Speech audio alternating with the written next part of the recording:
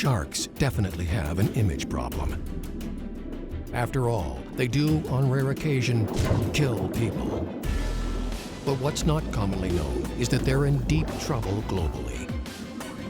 The population of some species has declined by more than 90% due to overfishing and our insatiable appetite for shark fin soup.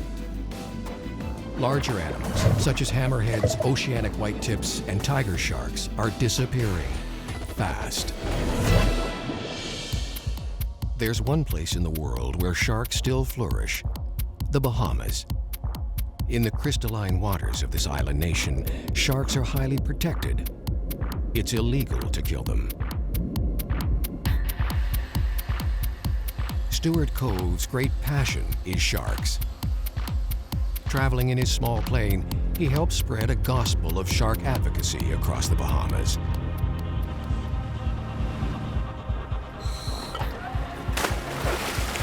A successful entrepreneur and self-described shark geek, Stuart and his dedicated staff have introduced thousands of scuba divers to these much maligned creatures.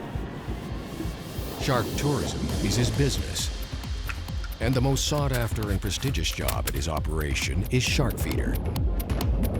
Competition for a handful of positions is tough. It's also a family affair. Stuart Cove's teenage children, Sasha and Travis, are both veteran shark wranglers.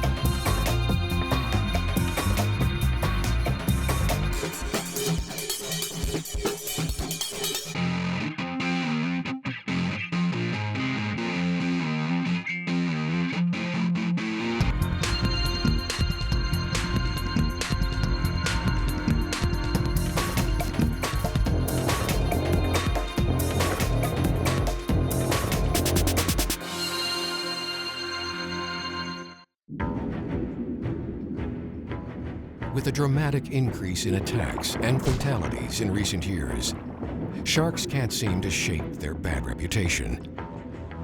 They could sure use some help with their public relations.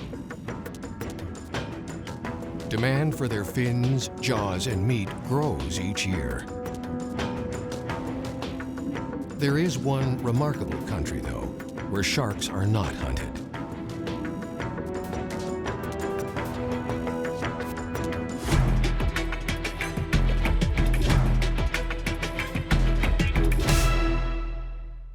Shark populations are in trouble globally. 30% of shark and ray species around the world are endangered. It's the demand for shark fins, liver oil, and other products that have driven numerous populations to the brink of extinction. The people of the Bahamas take the plight of sharks very seriously. Please. Please, please, please. Please protect our sharks. In 2011, the tiny nation outlawed all forms of commercial shark fishing and international trade in shark products.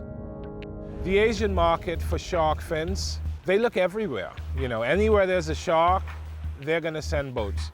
And of course, everybody knew that the Bahamas had this incredible population of sharks. And so they started sending scouts into communities talking to fishermen, hey, would you like to get involved in this incredible industry? Catch sharks, we'll buy the fins. You know, and it started pretty quietly, but they were in a number of communities. We knew this was something we didn't want in our country. If they could declare it a national park, then... Eric Carey is the executive director of the Bahamas National Trust, an organization charged with the conservation of natural and historic sites. We never ever had a fishing industry for sharks, and so sharks were never under threat in the Bahamas, and as such, we've always had pretty good populations of sharks.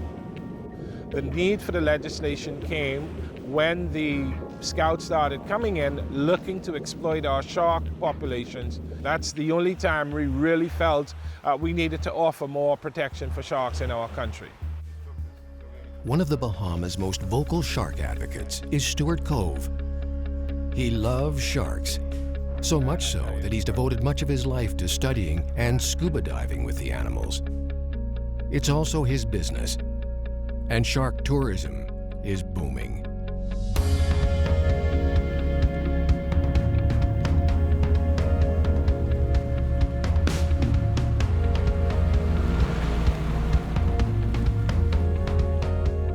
From our research, it shows that 40% of the divers come to the Bahamas because of the shark dives. We are doing approximately 60,000 exposures into the water every year with visitors. So it is a huge economic engine and helps the economy. Hotel rooms, the taxi drivers benefit, the shops, everybody benefits from the shark experiences. But that's not the most important thing. What I think Bahamians really appreciate is how important the sharks are for the health of our marine environment.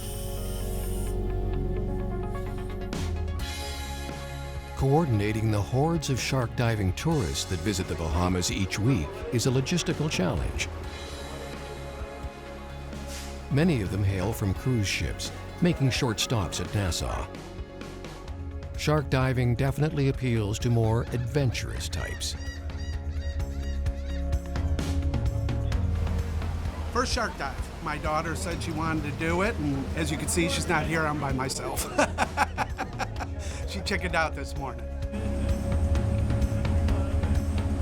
Here with my family, we can't wait. Pretty stoked about it. I think it was a collective decision that it sounded like fun. Yeah, definitely. I mean, you kind of see that and you're like, what a thrill. Of course we want to dive with sharks. Really looking forward to my first shark dive. I feel like a kid before Christmas. I've seen lots of sharks, but I've never had them, as they say, they're going to be up close and personal, so looking forward to that. Shark feeders are like knights heading off to battle. They need a suit of armor to protect them. It's nothing. It's a real knife. We're not faking it, buddy.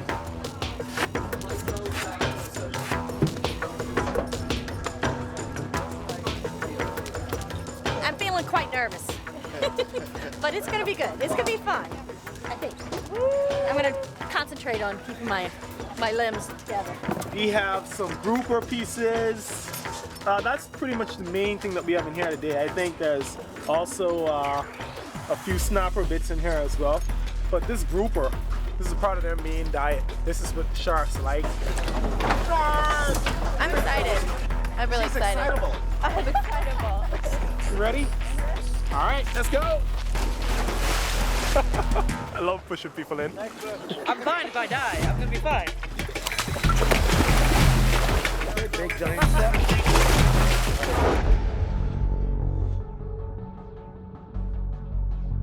It doesn't take long for the guests of honor to show up for feedings.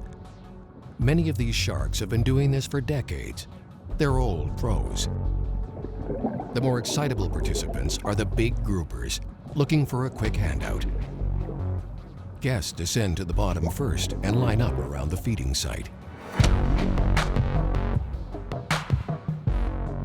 The feeder follows shortly afterwards with the bait box.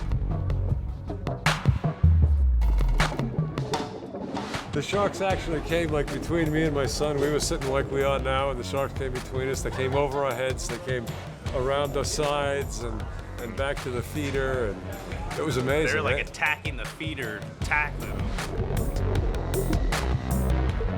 The shark dive was phenomenal. It was an incredible experience. It was really fun. Definitely one of the best dives I've done so far. It was a lot less scary once you got down there until you started really thinking about what you were doing, and it was just really crazy. I mean, really one of the craziest things I've ever done.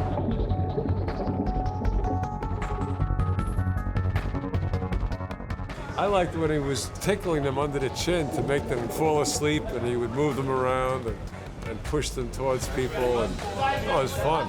I never saw anything like it. Never dreamed it was going to be like that. The feeder can immobilize sharks, either by flipping them upside down or by stimulating their sensitive snouts. The animals lapse into a state of tonic immobility that's similar to fainting. The sharks are briefly incapacitated, just long enough for guests to get a closer look. Oh, it was incredible. They told us not to touch them, but we did. Sharks were swimming everywhere. I kept getting nudged. I thought it was my buddy nudging me. Look over, it's a 7-8 foot shark hitting into me. It was pretty cool.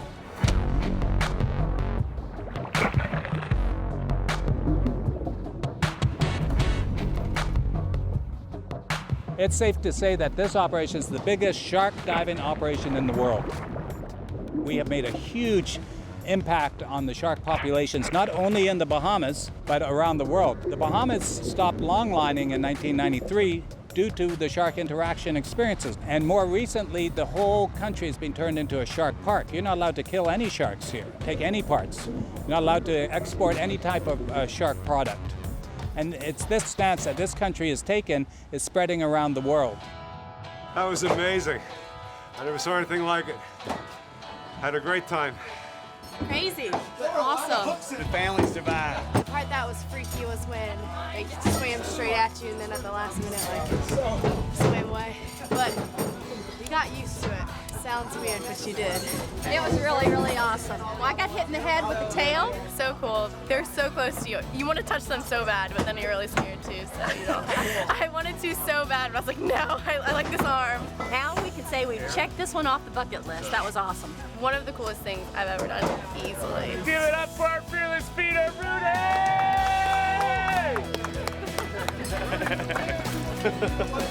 It really was cool. Very, very cool.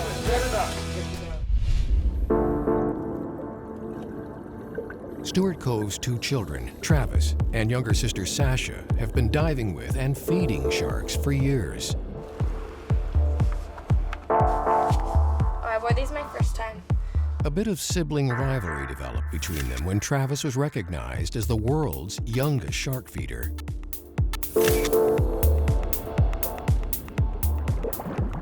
It wasn't long before 9-year-old Sasha decided she had to outdo her older brother. What are you doing today? I'm breaking my brother's world record. Yeah. What is that? Youngest shark feeder. I've just been diving and with sharks since I was really, really little because growing up with my family being in the business that they are, I spent most of my time on the water either swimming and snorkeling with the sharks. What are you feeling right now? Excited. Happy. Which ones are mine? My brother was the youngest shark feeder in the world. Every living moment, he would just rub it in my face that he was the youngest shark feeder in the world and I hadn't even fed. And so I was like, no, this just can't happen. And so on my 10th birthday, I got out of school on a Wednesday early and I went down and I fed and I was so scared. Well, my kids started diving at a very young age, started snorkeling with sharks at a young age and diving with sharks from when they were 8 years old. So my daughter, Sasha, they're very competitive, my children. When she was 10, she wanted to be the youngest shark feeder in the world, so we took her in the early morning and let her feed the sharks. And so right now, as it stands, I think she's the youngest shark feeder in the world. One of Sasha Cove's friends from her school in Canada is also a veteran scuba diver. At only 14, filmmaker Danny Morrow's daughter, Samantha, was also exposed to the underwater world at a very young age. My dad, ever since I was in a high chair, has been showing me his shark documentaries and teaching me to love the water and the ocean and all the animals in it. I have to admit it, Sam seems to be a bit of an adrenaline junkie, and if it's not climbing trees or doing flips on a trampoline, she's always into doing something hairy. I've been filming sharks for about 20 years now, and I think through osmosis, she's kind of developed this fascination with sharks. And I think she wanted to take it to the next level, and the next level is to actually get in the shark suit and get right in with the sharks and try and feed them. After hearing stories about Sasha and her shark-obsessed family, the 2 girls forged a common bond. It was only a matter of time before Sam decided that shark feeding was something that she had to do.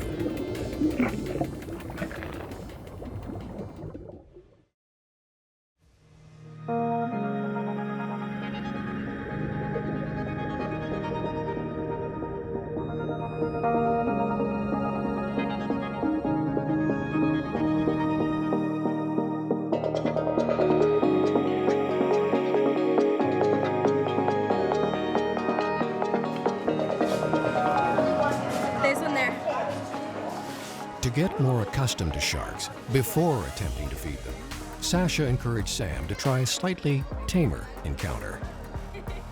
At the famed Atlantis Resort, guests can walk with Caribbean reef and nurse sharks. First of all, I'll introduce myself. My name is Santiba, okay? I'm going to be basically one of the instructors. I'm going to give you the briefing and let you know exactly what's going to be going on inside this tank. First of all, you have 22 sharks inside this very same tank here, okay? Non-aggressive, so nothing to worry about. We have the Caribbean reef shark. There seems to be a boundless fascination with sharks, especially for kids. Perhaps they don't have such deep-seated fears as adults. Most of them never saw Jaws. Okay, guys, so basically that's it for the briefing. Are you all ready for a great shark dive? All right, let's do it. Sam, this is going to be a cakewalk compared to what we're doing tomorrow. You're going to get in the suit and feed them. Oh.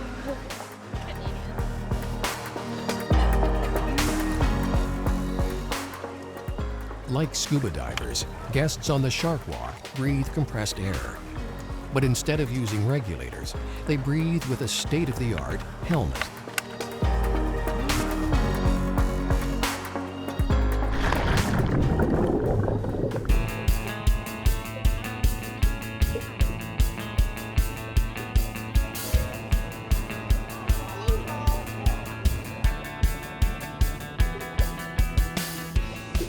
Glass viewing ports in the helmets provide an unobstructed view of the resident sharks.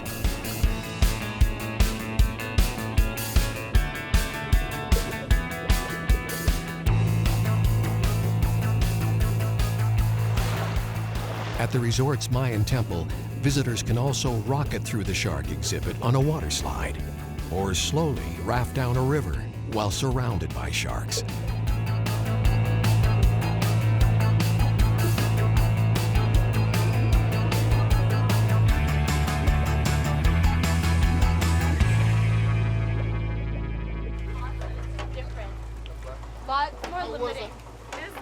How was your dive, girls? Awesome. Definitely a different experience than diving. It was really neat to have the helmets on. Yeah, tomorrow we're going to put the chainmail on and do the real thing. I'm excited. Awesome.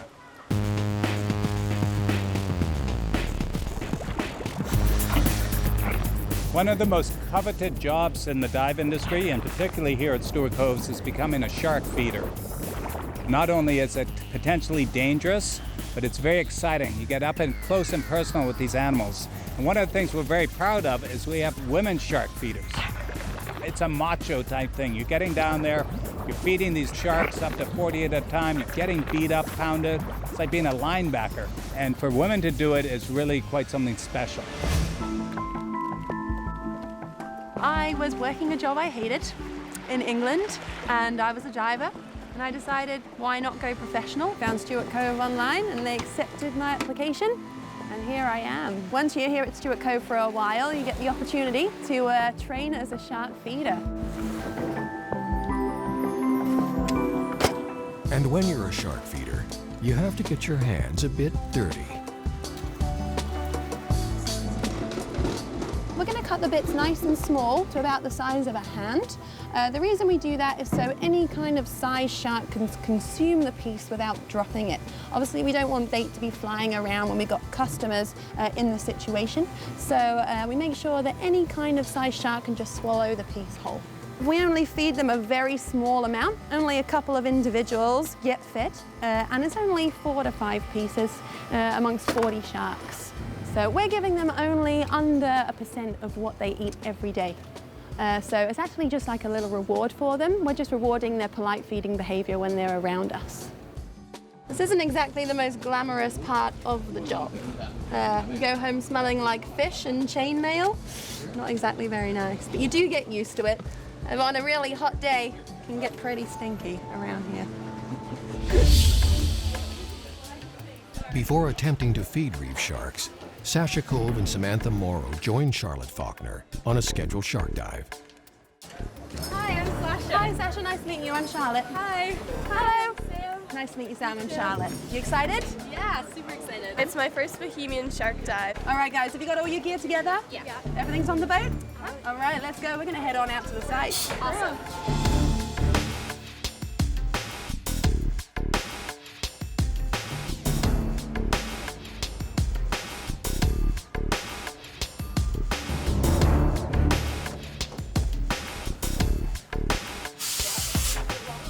All shark feeders at Stuart Coves are required to don protective chainmail suits.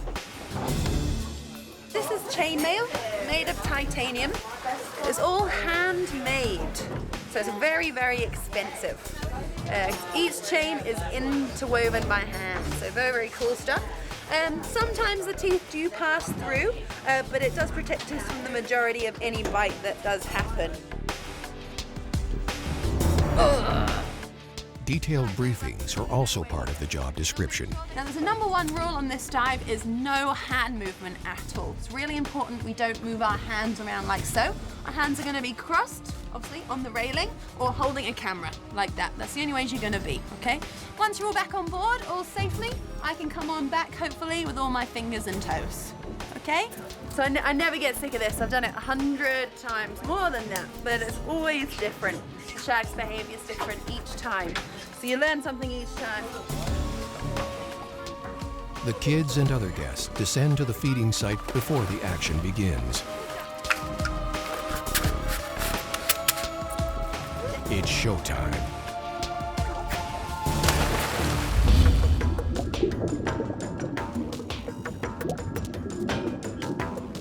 The Ray of Hope shipwreck is the ideal staging ground for a dive like this.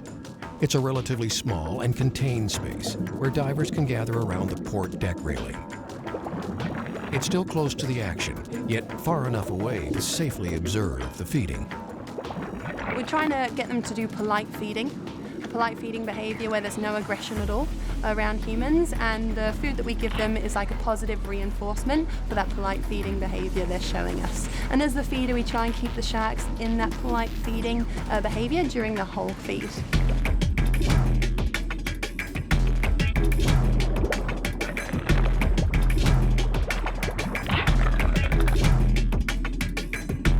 Sharks are just such majestic creatures. They live out there and they're so strong and graceful and beautiful, and they can cause so much damage if they really want to, but they really don't, and they have such a bad image. I feel so strongly about sharks. They're my favorite animal by far. Our dive can change people's attitudes from a negative perception of sharks to a positive perception. And we see this change just in one afternoon. And they come on up and they just have this love and appreciation for sharks, which is such a positive message we need to spread. The Bahamas truly are a shark haven. Woo! Another day at the office. Woo! So now that you've seen the sharks, tomorrow we'll teach you how to feed them, and it's gonna be pretty awesome. Cool. Yeah. All right, Sam, so how was it then? Oh, that was amazing. I don't know how you could do that so close. That's the first step, getting on one side of the railing. Now you're going to come on the other side and feed them. What do you think? Oh, I'm excited. It's gonna be awesome. Once in a lifetime thing.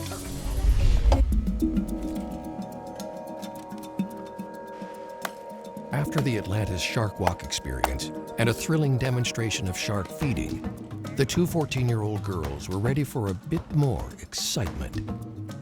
This is your big day, last chance, back out. Well, this is my first time actually feeding, so I'm a bit nervous. Are you sure? Last chance. This is a little bit out of my comfort zone. Australian shark feeder Terry Harrison was charged with helping the girls gear up and to keep them safe.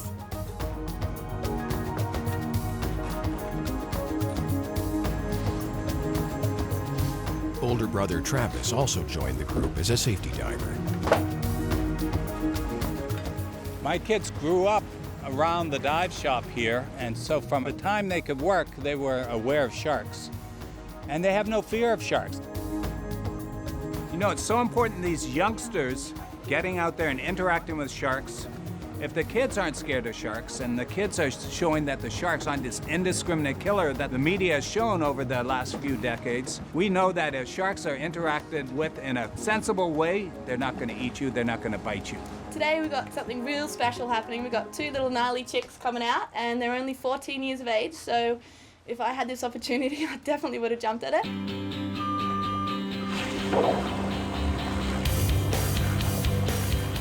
Well, you know, it's sort of like playing football, except the other players have teeth and they can get really vicious. I bet.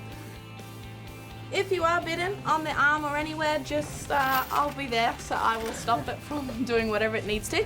But just pull your arm nice and close, okay? These sharks are scavengers, so as soon as something starts fighting back, they're like, nah, I ain't into this, and they tend to let go. But remember, we're going to be wearing chainmail, okay?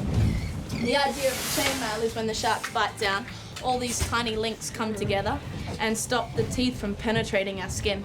A lot of the time it works, okay? If a shark jumps onto your arm and his teeth get caught, he's gonna panic, okay? So when they panic, they usually pull away and their teeth get stuck. So we need to be mindful of this.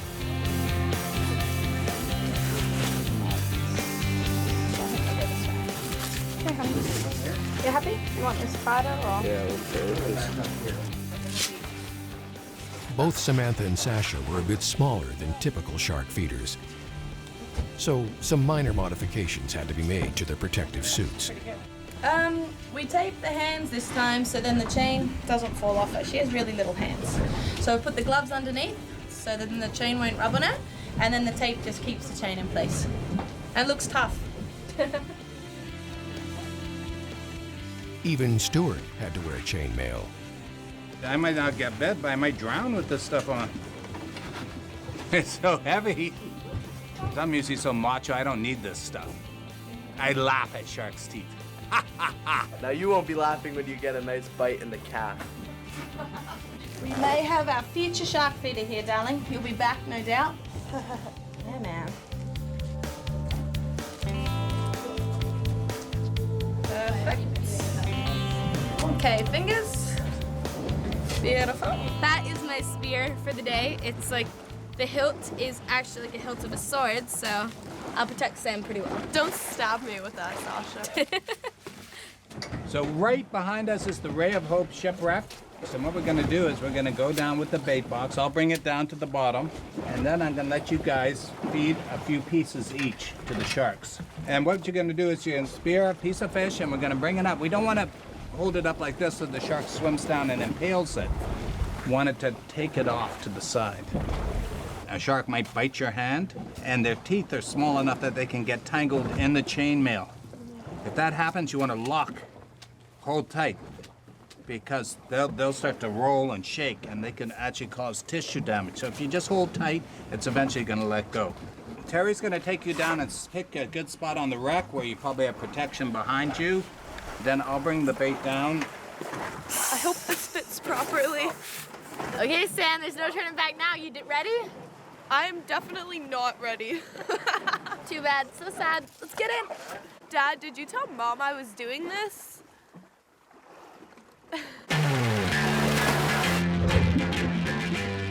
Hey, Travis, you ready to go? All right, Dad, let's do it.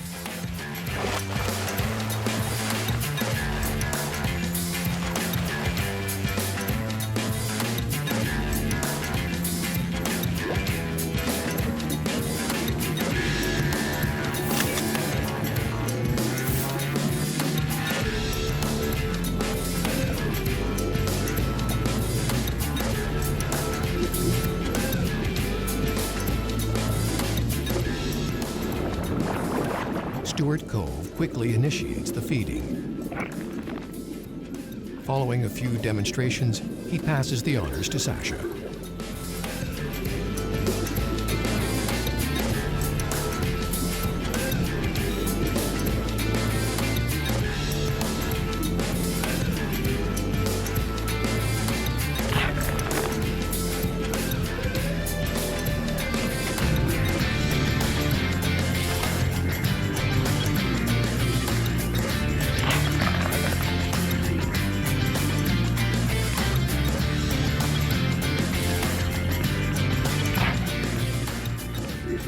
In a short period of time, the action ramps up, way up.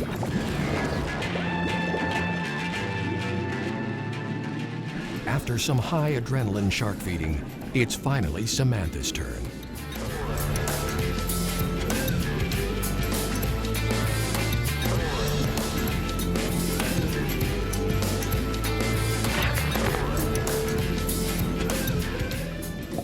Sam down there was amazing. She's just such a natural with them. She did not flinch at all when we went down there. She just went straight into it, It goes pretty well for the novice shark feeder until she gets bitten on the hand.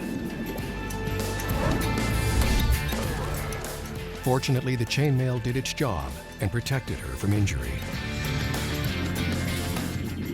It was incredible, my first time feeding ever, and it was a very scary experience, but I'm so happy I did it.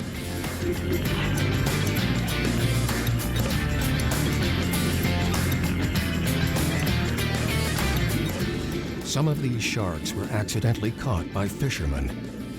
A few of the animals still have fish hooks embedded in their mouths. The only way to remove them is to employ tonic immobility. Temporarily incapacitated, it's quick work for Stuart and his son Travis to remove the hooks.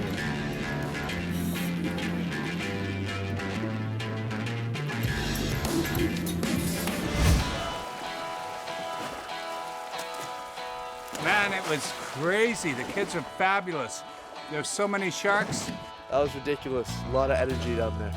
It was really cool. That was pretty scary, but it was really fun. Sam, you did fantastic.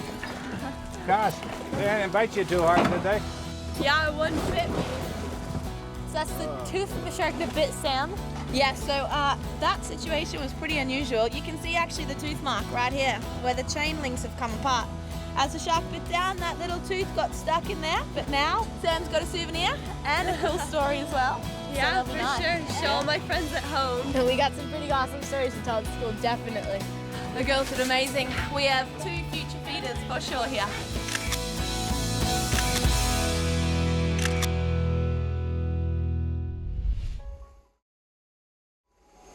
Stuart, what's with the 2 coffees? It's early in the morning, and I'd like to be awake when I fly.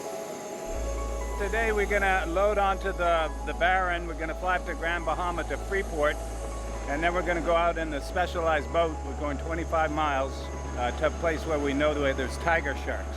Hey Stu, how you doing? Good, Jim. You ready for this flight up to Tiger Beach? I can't wait to meet those tigers. We're gonna go see the big sharks. We're gonna go on this little plane here. This may be more dangerous than diving with those big sharks. Spread out over an immense area, the best way to travel throughout the Bahamas is by plane. Many of the islands have tiny landing strips, suitable only for smaller aircraft. I became very interested in sharks after working on a couple of the Bond films and where we were wrangling tiger sharks. And then creating shark diving experiences off of New Providence. I was so excited about it. I wanted to get involved with different species. And the Bahamas has such a healthy population of sharks. And having a plane enables me to fly to different islands to interact with these different sharks.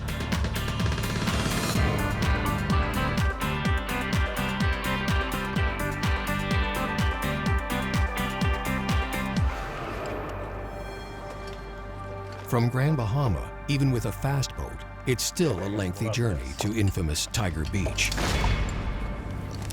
So what we've learned about the tigers is they're very opportunistic eaters. We want to have a lot of awareness when the tigers are around. As long as they're swimming around us, and if they come too close, you can push them away. But I think if they get a little bit of a taste, you could have a problem. Gotcha. You guys ready to go? Let's roll.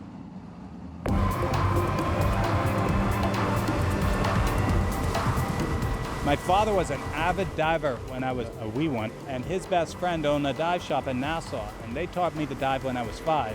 When I was a young man on vacation, I'd always work on their dive boat as a gopher. You know, go for this, go for that, hand the fins out to the guests, and they would let me dive. I'd just go off and dive by myself. As a young teenager, we would go out and we'd meet tourists, meet friends, and we would teach them to dive. So by the time I was 18 or so, I was a well-seasoned dive instructor. This is what we call Bahama Blue. Prettiest water in the world. Got a lemon shark already. Some fresh wahoo, which some guys just caught. This is what we're gonna use to chum with. You have right here an 8-10 foot lemon shark, and we can have up to 40 of these animals at the same time. Well, you know, this is a little more serious diving today. We have to watch our back. Tiger sharks are one of the top predators. It's like a white shark in some ways. One of the main animals of prey for the tigers here are the turtles. And you can see them sneak up on the turtles, and then they'll bite their fins and they'll try to get underneath, but they sneak up on them. And I think that's what they do with us, because we always find them sneaking up on the divers. They come from behind. I'm gonna watch your back. Okay. You watch mine too, though, because they're always sneaking up behind. I'm not getting any younger, but diving with these sharks, man, it's the best thing I can do. I never get bored of it.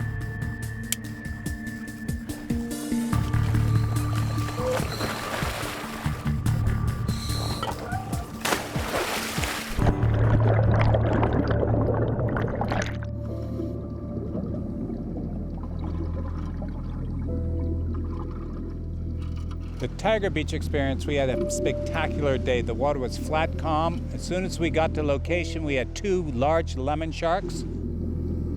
Stu set the box up at the bottom, started gently putting the bait into the water. One big tiger, female I think, came along, and then a few more lemons came along. I thought, this is pretty easy, I'm doing great. And within 10 minutes, we had a big tiger shark, and we started to interact with those 3 sharks. When we get in the water with the tigers and the lemon sharks, obviously we draw them to us with a bait box. And we take bait out of the box and we feed it to the sharks. It's very controversial, but you're not going to get the kind of interaction and close encounters without using food and chum and baiting in these sharks. We bait them in so close that we can actually touch them and rub them, and they seem to enjoy it. All of a sudden, 2 tigers, 3 tigers, 4 tigers, 15, 20 lemons. I'm going, gee, this could look really good. And then they start coming 2 feet off the bottom. And they're like, are they coming at my feet? So I got the camera right in their face, following them. And then they're crossing each other right in front of my feet. I'm going, this is okay, right, Stu? Oh yeah, this is great, Jim. Just keep going. You're doing great. And then after a while, I'm spinning like a top trying to keep an eye on these things. So it goes from controlled shooting to totally uncontrolled shooting.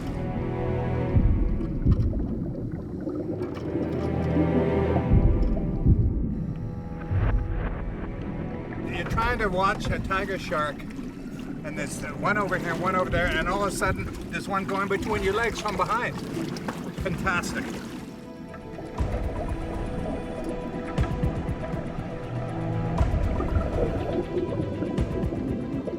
A solitary, mostly nocturnal predator, tiger sharks are second only to great whites for the most recorded attacks on humans.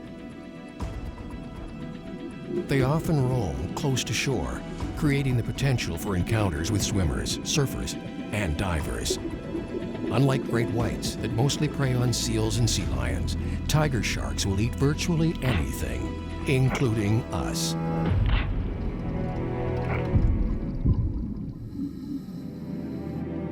Stuart Cove is certainly well acquainted with sharks and doesn't have any qualms about feeding them. But handing out pieces of fish to 10 to 15-foot tiger sharks without chainmail or the protection of a cage is a bit extreme for some people. These animals are habituated to the presence of divers and used to being fed. But the small scraps of food they receive are a tiny fraction of their daily requirements. It's more like handing out treats to really big dogs. Dogs that can bite you in half. That was unbelievable. I've done several dives out here over the years, and that there was, to me, the best. But that was a fantastic dive. And I didn't really see any super aggressiveness down there. And you were touching them, and you're seeing them moving them along a little bit like big dogs. You get your share, and they weren't pushing and shoving. They're kind of lining up for their food. What got them ramped up there near the end was there was a big piece of wahoo carcass, which is very bloody, and I took it out and I was trying to give it to the tiger shark. But the lemon shark grabbed hold of it and went taking off and shook it, and the blood went everywhere. And you could see everything changed. All the lemon sharks went after them. The tiger sharks kind of arched their backs a little bit. And at that point, I think I felt a little bit uncomfortable. But most of the dive with those sharks all around me, I mean, they're around my legs, on my feet. I had no protection on my hands, no chainmail on my body. But I didn't at any time really feel in danger. Wow, I just love my job.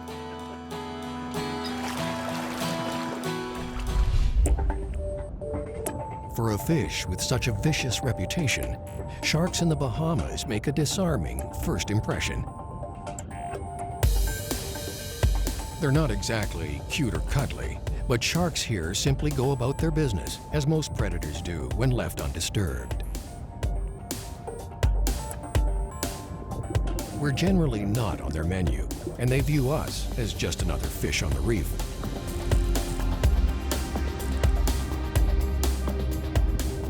Tourism accounts for nearly half the gross national product of the Bahamas. And diving is a multi-million-dollar industry, with sharks an ever-increasing draw.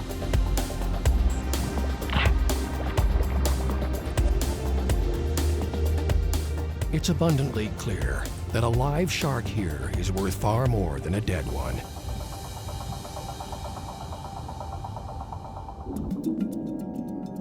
The Bahamas is one of only 5 small nations that have completely banned commercial shark fishing. Multinational fleets are not welcome in these waters. It really was a big deal that a small country like the Bahamas, joining other small countries, took on the giants and, determined that this was something that had to be done. We are very optimistic that we're going to be able to influence the larger countries and get them to see why it's important to protect sharks. So I think the future is bright. And as a small country, we really feel proud that we stepped up to the plate, and we salute the government. Here in the Bahamas, we're the leaders in shark conservation. We realize how valuable a shark is, not only to the economy, but to the environment. And hopefully other countries will realize that a live shark is going to keep their waters healthy, keep their fish populations strong. A dead shark isn't going to do them much good. It's only good for them one time. I am very proud to be a Bahamian and proud of our country and the stance that it has taken in conservation and protecting sharks.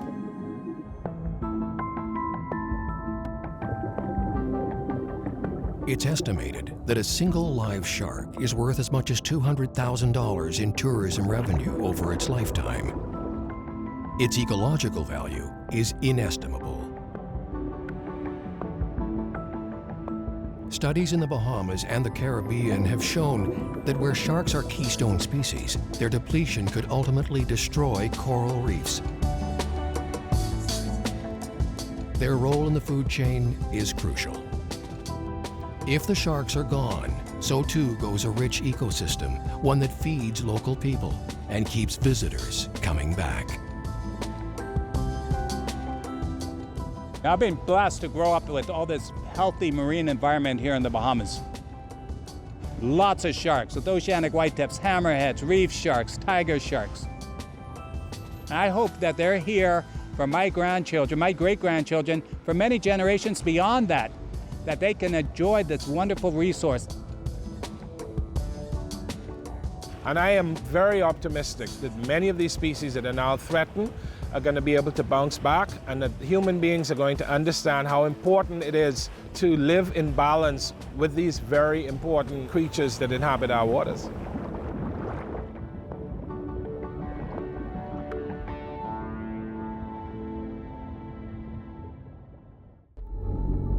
This captivating creature is a lionfish. They're beautiful indeed, but beware, needle-sharp venomous spines pack a nasty punch. Native to the Indo-Pacific, lionfish are now an invasive species across the Caribbean and much of the Western Atlantic. They've spread out in all directions, millions of square miles of ocean. Efficient predators and prolific breeders, they wipe out native species at an alarming rate. In Mexico, Florida, and the Caribbean, suppression efforts are barely making a dent in their rapidly increasing numbers. Lionfish have now made their way to Central and South America. In Florida, teams of scuba divers compete in lionfish derbies to see who can spear or capture the most lionfish in a single day. And people certainly love to hunt. I'm here to kill lionfish, gladly. Kill them all and let God sort them out, because they're evil and I hate them. Wily entrepreneurs are racing to invent new and more lethal weapons to kill lionfish. Conservation groups are focusing significant resources on controlling the lionfish invasion. Scuba divers, spear fishermen, and government agencies all are united in their efforts to wipe out this destructive species. It's all-out war on these toxic invaders.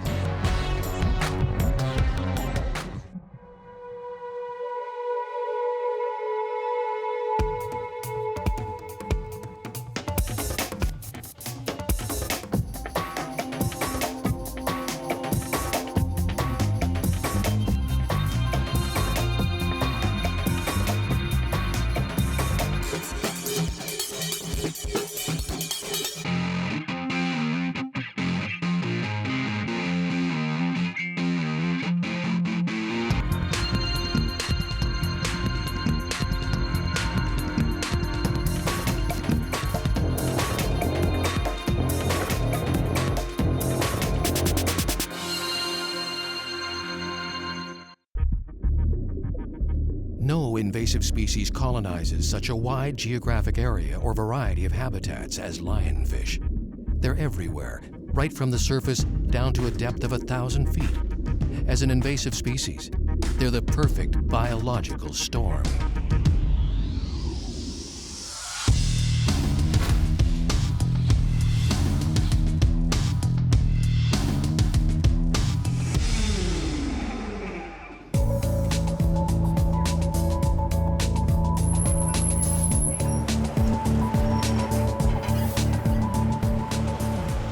Not many people know what a lionfish is or why they're a threat, but they should. Do you know what a lionfish is? No, I don't. What is it? Do you know what a lionfish is? No. No, I have no idea. Never heard of a lionfish. I think its face has like whiskery fins. I think they're very vicious. I got a lionfish under my boat. It's about as big as this basket. Probably tastes better though.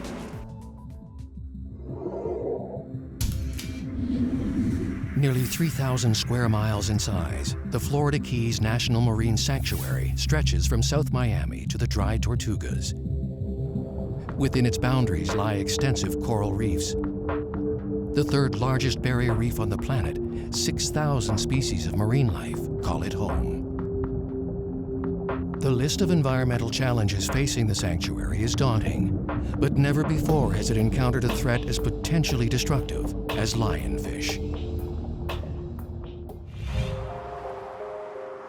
For the most part, the early reports were isolated to South Florida, and they were pretty few and far between until about 2000. And in 2000, we began to see reports coming from the east coast of the US as far north as North Carolina and out to Bermuda.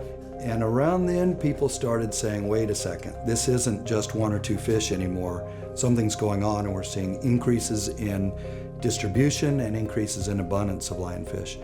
And that's when we really started looking into what this might mean for the region. Captain Gary Mace owns and operates Conch Republic Divers. The lionfish invasion has given many in this business cause for concern. Hey, Jim. Hey, Gary. Good to see you, buddy. Gary is joined by underwater cameraman Jim Cosmic. Both divers know firsthand just how painful a lionfish encounter can be. Gary and Jim have both been stung. I didn't really feel much at first, just a sharp, a spike. But about 3 hours later, it just came on like gangbusters. Very strong, pulsing nerve pain. Very painful and constant throbbing in your arm. And it really hurt for about 3 days, and I only hit a small one. To gain a better understanding of the lionfish invasion, marine biologist Dr. James Wood joined the dive team. James, how you doing? Pretty good, pretty good. Welcome to the Keys. Ready to hunt some lionfish down? I am. Okay, well, we got them waiting for you. All right, let's go. All right, come on. So the reefs out here, they're my livelihood. I come out here and I never see as many fish as I do right here on the Florida Keys. And that's what brings a lot of people down. These lionfish are eating the little babies, the juvenile fish, if you will. It's going to devastate the reef. When it devastates the reef, kills the fish, kills my livelihood. It's very important for us find and destroy these lionfish.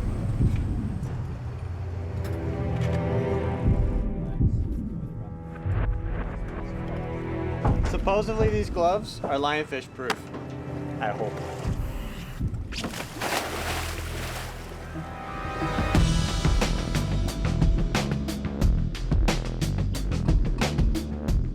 The Eagle is an artificial reef, a ship purposely sunk to attract marine life and scuba divers. There's lots of dark corners and recesses, ideal places for fish to hide and to hunt. It's perfect habitat for lionfish. Because the wreck lies in deep water, the team uses rebreathers, high-tech equipment that allows the divers to venture deeper and stay underwater longer. After just a few minutes, they spot a lionfish.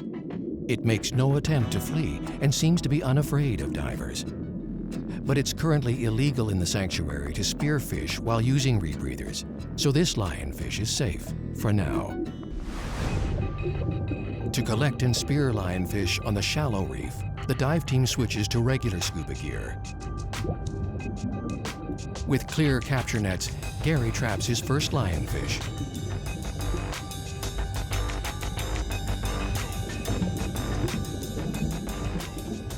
But not all lionfish are so easy to catch.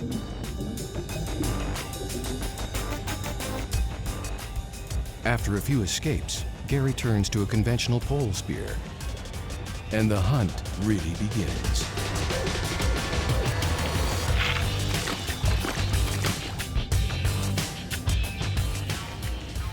Considering their environmental impact, every lionfish removed from the reef is a small victory.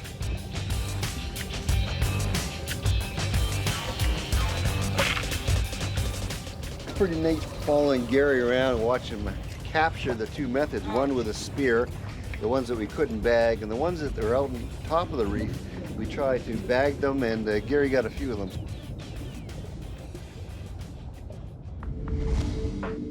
I'm a marine biologist and I've been on assignment all over the world, but these are my local reefs. This is where I grew up, and as a kid we didn't see lionfish. Now they're in a lot of different areas, and it's really disturbing to see them and see how many of them there are out there.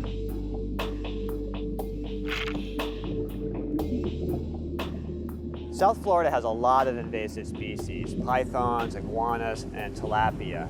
Pythons are a real problem in the Everglades, but they're mostly restricted to the Everglades. Lionfish, on the other hand, are broadcast spawners. A female lionfish can put out 2 million eggs per year, and those eggs go up into the currents and then gets distributed all over the greater Caribbean area, lots of different countries.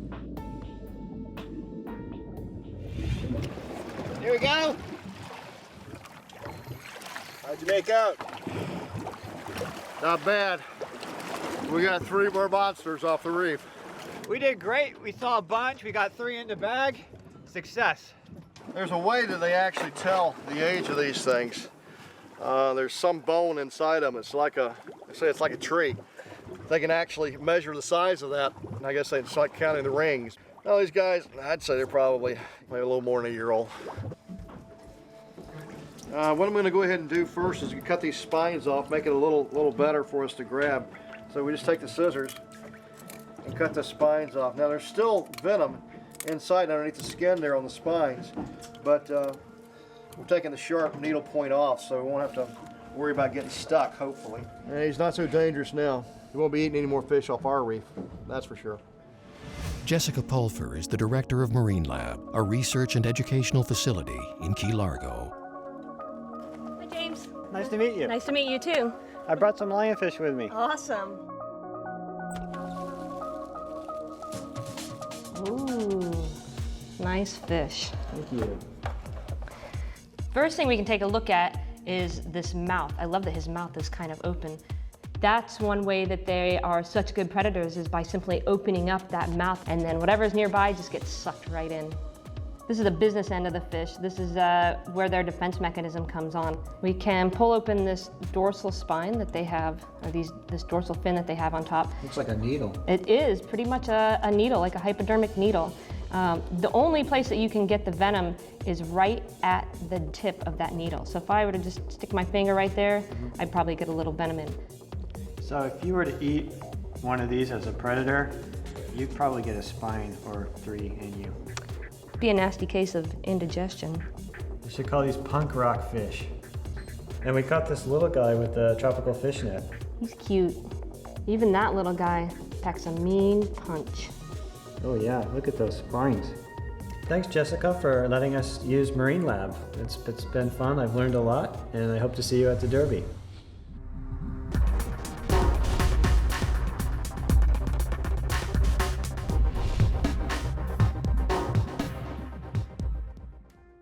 It's Derby Day in Key Largo.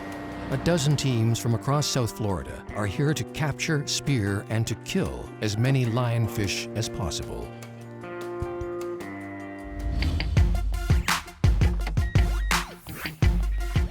Where are they at? We're ready. We are ready, my man. We got the frappers, we got the catch bags, we got a beautiful day in Key Largo, Florida. We got the frapper. We got the captain's version here. It works very much like a bow and arrow or a slingshot. We like to call it old technology wrapped in a new package. Prepare to be controlled. Resistance is futile. I'm here to kill lionfish. Gladly. Kill them all and let God sort them out. Because they're evil and I hate them. It's open season on the Invaders. No bag limits, very few rules. An all-out offensive against public enemy #1. Get some air on board for people. Captain's got to find them. And yes, they are widespread throughout Atlantic and Caribbean, but it's no guarantee we're going to find fish on every dive.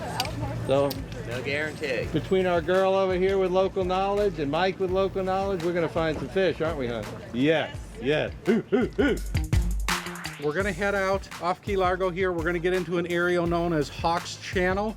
This is a pathway, if you will, out in the ocean that parallels the shoreline of the Florida Keys. Okay. Yeah. Good plan.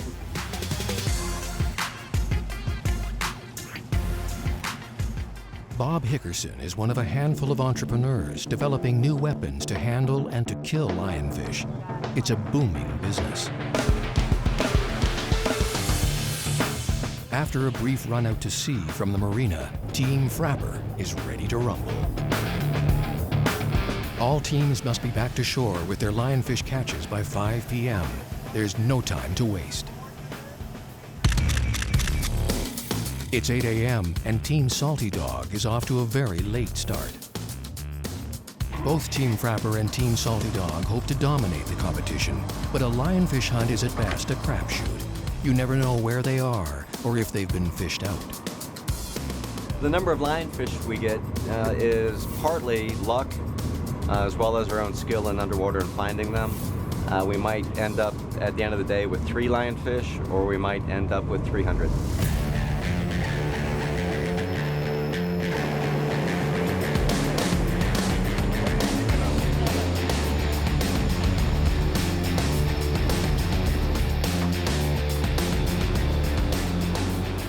Hey Dan?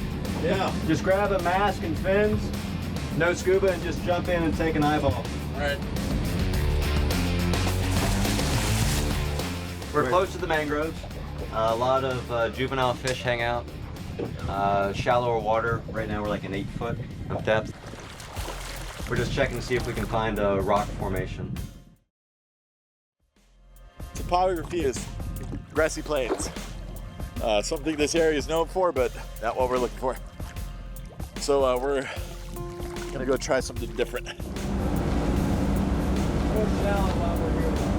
Dive, dive, dive.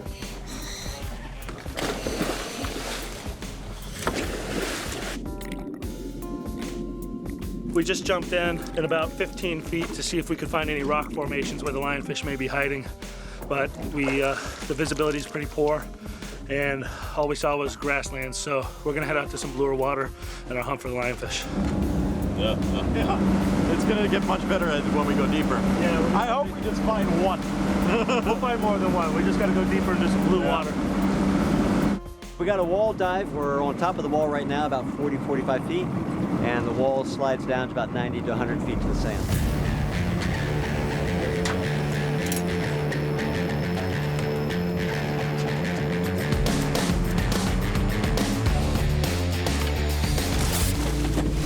As a safety precaution, divers deploy marker buoys. The buoys indicate where team members are and also let other boaters know that divers are just below the surface. Lionfish love structure, whether it's shallow structure, deep structure, doesn't matter. Artificial reefs are great, whether it's wrecks, pipes, etc. They like ledges, anything that gives them up out of the current and secure. Usually wherever lobsters are. Even though sonar profiles showed the right topography for lionfish, Team Salty Dog's first few dives resulted in nothing more than a curious sea turtle. I mean, it seems like ideal lionfish territory. Excellent structure, excellent ledges. They're just not here, which means other divers have been, either today or past month or so. Please remember that all of the waters of the Florida Keys are a national marine sanctuary, including where we are now. I would start out in the 18, 20 foot where the sand is and move over to the ledge and then just work the ledges.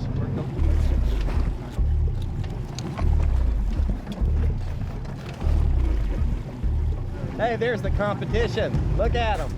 Ah, they don't know what they're doing.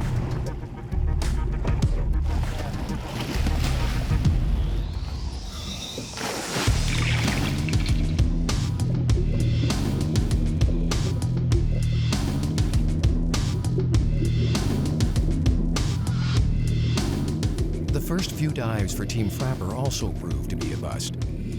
The reefs they scoured didn't hold any lionfish. Where was the so-called lionfish invasion? Guy, I got skunked. Yeah, I didn't see a one. All right. I'm gonna lose my name as spotter.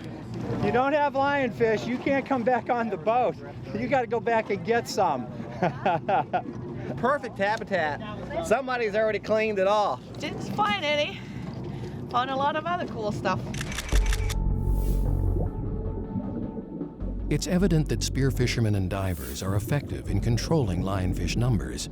The problem is, there's far more terrain, millions of square miles, that is not visited by scuba divers or is too deep. That's where lionfish seem to be thriving. Both teams decide to try their luck in more remote areas where scuba divers rarely visit. And they weren't disappointed.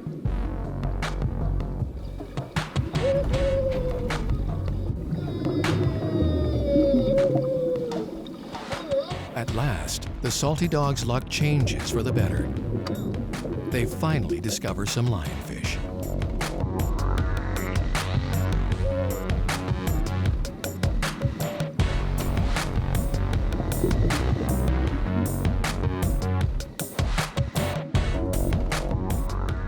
The tallest structure in the whole reef we went up to, and there was 3 lionfish.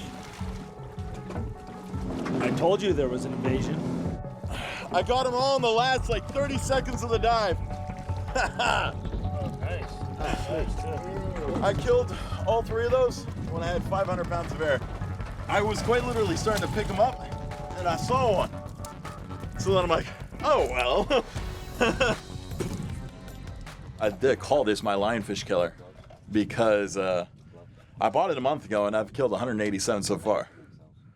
So she's a lethal little girl. All right, we got a spot. First 2 turned up negative. This one sounds very promising, somewhere around 50 to 80 feet.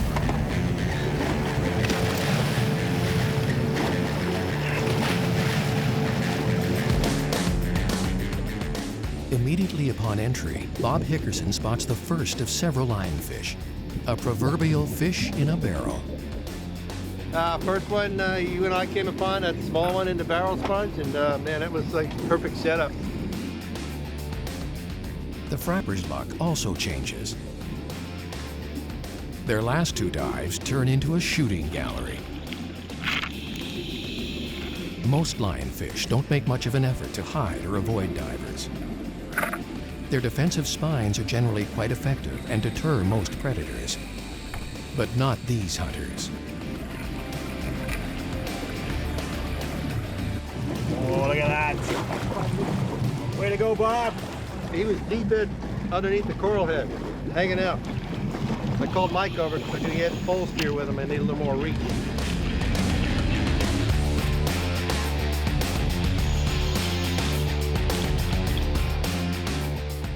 Lionfish on this remote reef were sitting ducks for Team Frapper.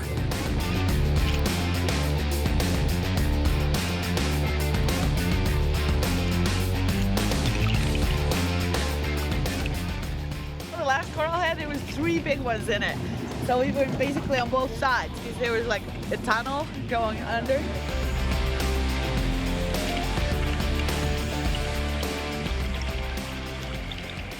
Well, how'd you do? We did well. As a We team, did well. yeah. You brought a lot back from this spot. Yes, everybody came back with something in their bag. I tell you what, that last spot, she missed the count. There were 5 big ones under that last coral head. And we got them all. I can keep my title now of spotter. There you go. Yes. And it just was non-stop. Spotter, nice one on that big one. Harold, good spot, man. Good spot. This is the catch of the day Maria brought back to the boat. She was in about 30 feet of water when she got this one. It's a nice one. Yep. It's one of the bigger ones I've seen of recent, that's for sure. On the tool, on the frapper itself. 6, 7, 8, 9. Bastards. Great day on the water here in the Keys. I think we got a real good shot at the largest category. Definitely have a contender. All right, it was a good day for us, but a bad day for the lionfish. A little bravado is in order. Team Frapper did quite well. Meanwhile, Team Salty Dog is running late. They've only got a few minutes to make the Derby cutoff time.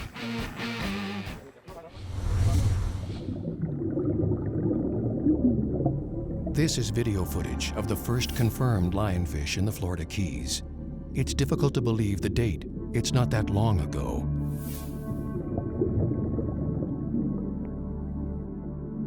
With cameras in tow, Lad Akins of the Reef Environmental Education Foundation did the honors. It was the first recorded lionfish capture in a full-scale invasion of the Florida Keys. One of the big questions surrounding lionfish, and perhaps something that will never be fully understood, is how they got here in the first place. Forrest Young of Dynasty Marine explains. I believe that this came from some type of either a home aquarium or an aquarium release, whether it was a well-meaning individual with a pet who didn't want to euthanize it when it outgrew the confines of the tank, or some other situation where these animals got into the wild. But it seemed to spread from the Miami area north and south. We've caught a lot of lionfish over the years. It started off as just a tiny trickle of one here and one there. I mean, it was actually almost a year before I saw my first lionfish after they had been reported here, and now they're everywhere. Once a fish becomes established, taking 50 or 2,000 or 5,000 fish really isn't going to make any difference. In order to eliminate this species completely, you probably have to get almost every last one, because I believe in my heart that this introduction started with only 1 or 2 fish. It remains to be seen how big of a real problem this is going to be over the course of the next decade or 2.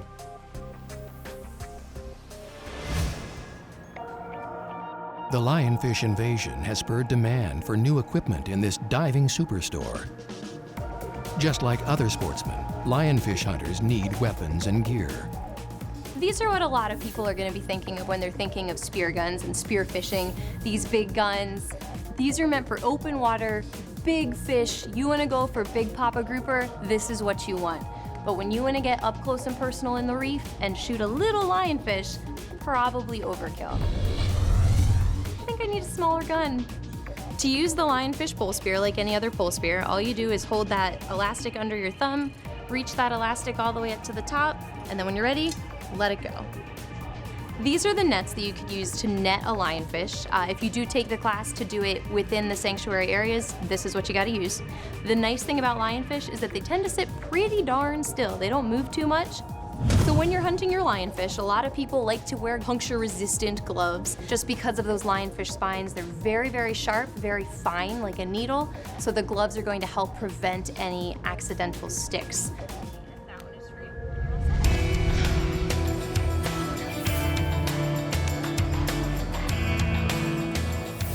Team Frapper is the first team back to shore with their catch. It looks like Team Frapper just got in, so we'll go ahead and get them scored and we'll take their maps and we'll see what they brought in. You guys all good today? Everybody came back. It was close. One of the gals almost got it. Oh, we got some nice ones in here. Oh, that is a beast. That thing is so big. All right, very nice. All right. Each lionfish is measured and logged into the reef database. 272. Every piece of data collected is valuable information in the fight against this invasive species. 134.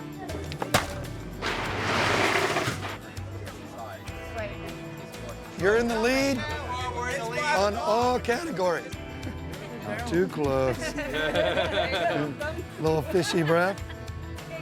That's a nice fish. All right, now one more. Look at me. So we're here in our third year of lionfish derbies in the Florida Keys, and it's great to see so many of the same familiar faces who are out there having a great day on the water capturing lionfish. These derbies are a fantastic outreach tool.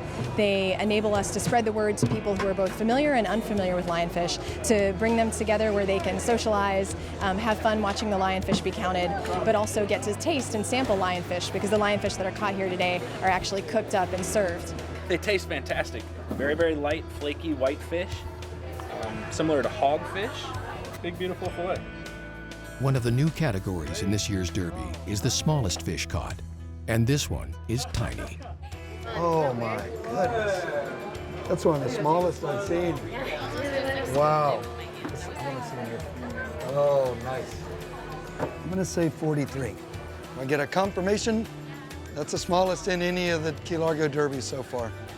It was a really good day out on the water. We did about 6 dives and we got about 100 fish. Whoa. Oh, yeah. There's definitely a lot less lionfish now that we went through there. Oh man, we killed it. We did pretty good. We did really good. We did really good. We're confident about our results. We had a great time out there. The weather was fantastic. We went to probably about 80 spots free diving, and we got a whole bunch of them. We'll see how many we got. We covered probably 70, 80 miles, something like that. So technique, we were free diving and using nets. We use these tiny little nets. They're maybe like 8 inches by 8 inches square. So they're really fast to go through the water. We scouted hundreds of spots and we had identified the top ones that we were gonna go to. So we would drop in 2 free divers and they would go down with the nets. The boat would circle around and we would go down and catch them 1, 2 at a time sometimes, throw them into the boat. A new net is coming right back into the water for us to go down and do our next dive. Not all the divers managed to avoid getting stung by a lionfish. It's like getting your hand slammed in a car door. Getting your hand slammed in a car door while it's on fire. I almost cried. As results pour in, a clearer picture of the day's catch emerges. A lot of lionfish were removed from the reef. Team Salty Dog makes it back to the derby with just a few minutes to spare. The last place we went, it didn't really look like there was going to be that much, but lo and behold, we got 6, and we got them all in the last hour. A dead lionfish is always a good lionfish, regardless, whether it's you get 6 today or 300 tomorrow. It's all good. 136. 161. Each tagged fish garners an extra $50 in prize money and lets Reef know exactly where the fish were caught. The teams must report their capture sites with GPS coordinates. That's a tag that came out of one of the fish from this team. Yeah, that's a tagged lionfish. Tag number 655. Got it? Okay, good. Random lionfish are dissected to see what they're eating. In this one stomach, we have 5 different fish that are inside of it, and their stomach can expand up to 33 times its own size. So they'll eat pretty much all day, every day, whatever fits in their mouth until their stomach is as full as it can get. And then they'll pretty much wait until it gets digested and then just go and eat some more. And they'll eat fish whole, so you'll see all sorts of stuff from blue crab to snapper, grouper. So far, Team Strategery's impressive catch is the front-runner for most lionfish, and they did it all without spearing a single fish or even using scuba gear. We knew that the sizes would increase and we knew the numbers would increase, but it's still surprising every time those tallies come in and you realize that in an individual day, 2 free divers can bring in over 200 lionfish. The total number of fish for this year's Derby, 461 lionfish. Good job, everybody. Second place in the largest category, 378 millimeters, to a team that's been in every Florida Derby since they started, Team Proper. Good job. Hey. Good job. You're welcome.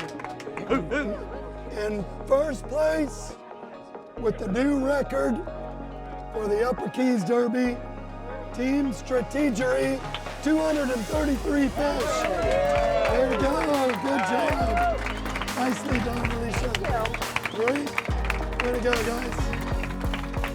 $1,000 first place prize. And keep up the good work year round. The Derby is more than just about removing lionfish, and it's a great tool to get people more aware of this issue and realize that lionfish is a problem, we need to do something about it, but also invasive species in general are bad, and we need to work on preventing this from happening again. There's only one way to find out how effective derbies are in suppressing lionfish numbers. Head out to the reef and survey the lionfish that remain.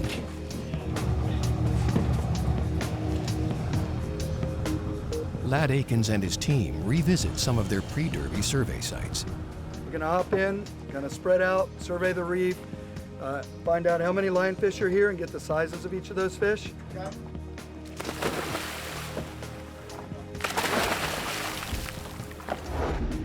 The first order of business is to measure the size of some of the remaining lionfish.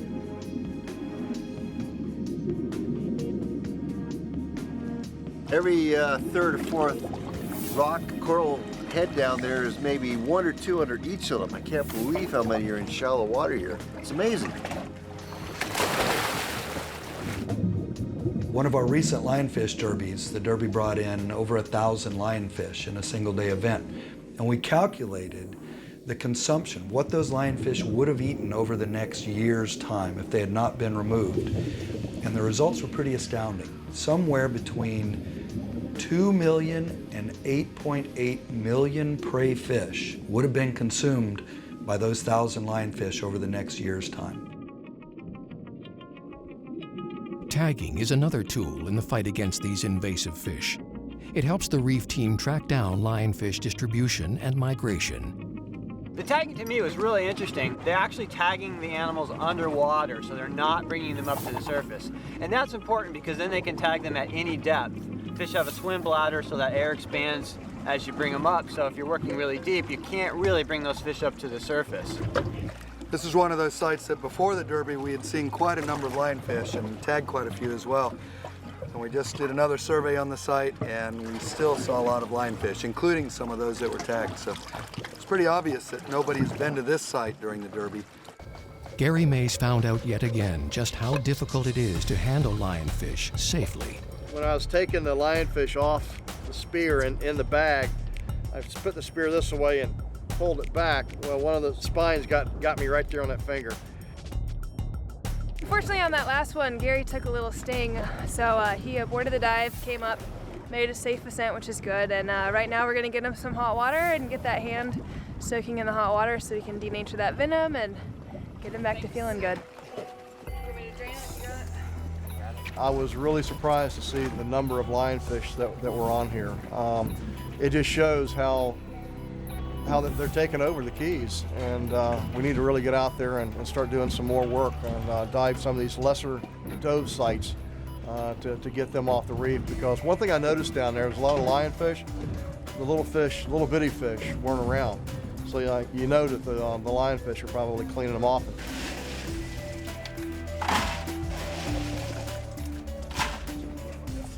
Even though we're trying to address this lionfish invasion, we really don't have anything against the fish. So we try to put them down humanely, and immersion in an ice water bath like this is one of the most humane ways we can euthanize these fish. So their bodies are just going to slowly shut down in this very cold temperature, and they'll expire without going through too much undue stress. Lionfish are having a dramatic impact on the Florida Keys, but they're still in the early stages of their invasion. In the Bahamas, they are very well established. Lionfish impacts there are profound. Stephanie Green from Simon Fraser University in Vancouver had a recent study that showed in a 2-year period in the Bahamas, predation of lionfish decreased the native marine life population by an average of 65%, with some sites showing as high as a 95% decline in just 2 years. So we're realizing now that the impacts lionfish are going to have may be very, very severe.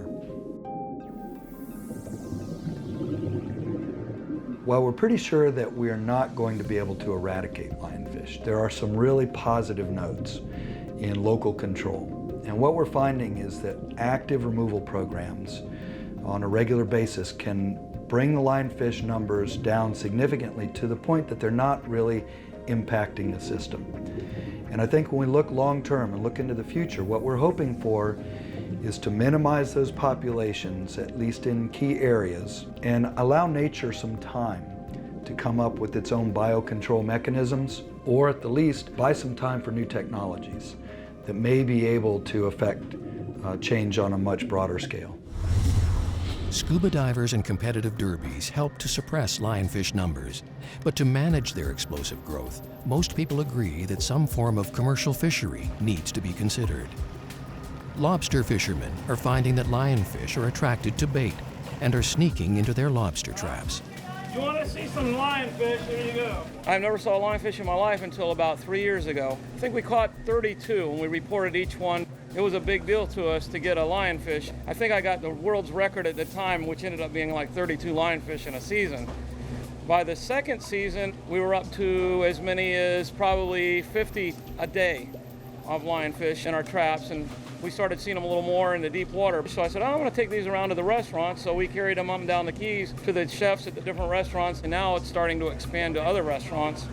I sold about 6,000 pounds of lionfish last year off the boat at $6 a pound, so it became a pretty lucrative little enterprise. The lionfish are coexisting with the lobster, obviously, because we're fishing for lobster, we're not fishing for lionfish. At least we're able to market these lionfish. There must be just a million of them, because I'm fishing my traps from 100 feet of water out to 300 feet of water. And the deeper I go, the more lionfish I see. The deeper you go, the bigger they seem to be also. It's pretty incredible. Man, they're getting so big. My God. I don't know what they're eating, but they displace the lobster. What happens if you get 3 or 4 lionfish in a trap, the lobster really don't want to go in with the lionfish. You might get a couple of lionfish in with a lobster, but the lobster don't want to go in with them lionfish. I don't know why. Nature usually takes care of itself, so someday, somehow, something will eat them up. So if not, I don't know what the end result's going to be here. Bad for the reef, but great for the restaurant. This was nice on the plate. That was huge. I'll take everything you got. I said, what I've got from you already is already gone. And that's going to win. We have to tear this to 0. Ted Drever owns and operates the Conch House, a popular Key Largo seafood restaurant. He discovered that lionfish were a tasty alternative to heavily stressed species such as snapper and grouper. Here we are, dear. Lionfish taco. Thank you. Demand is brisk, but initially it was difficult to convince customers to eat them since many people thought they were poisonous.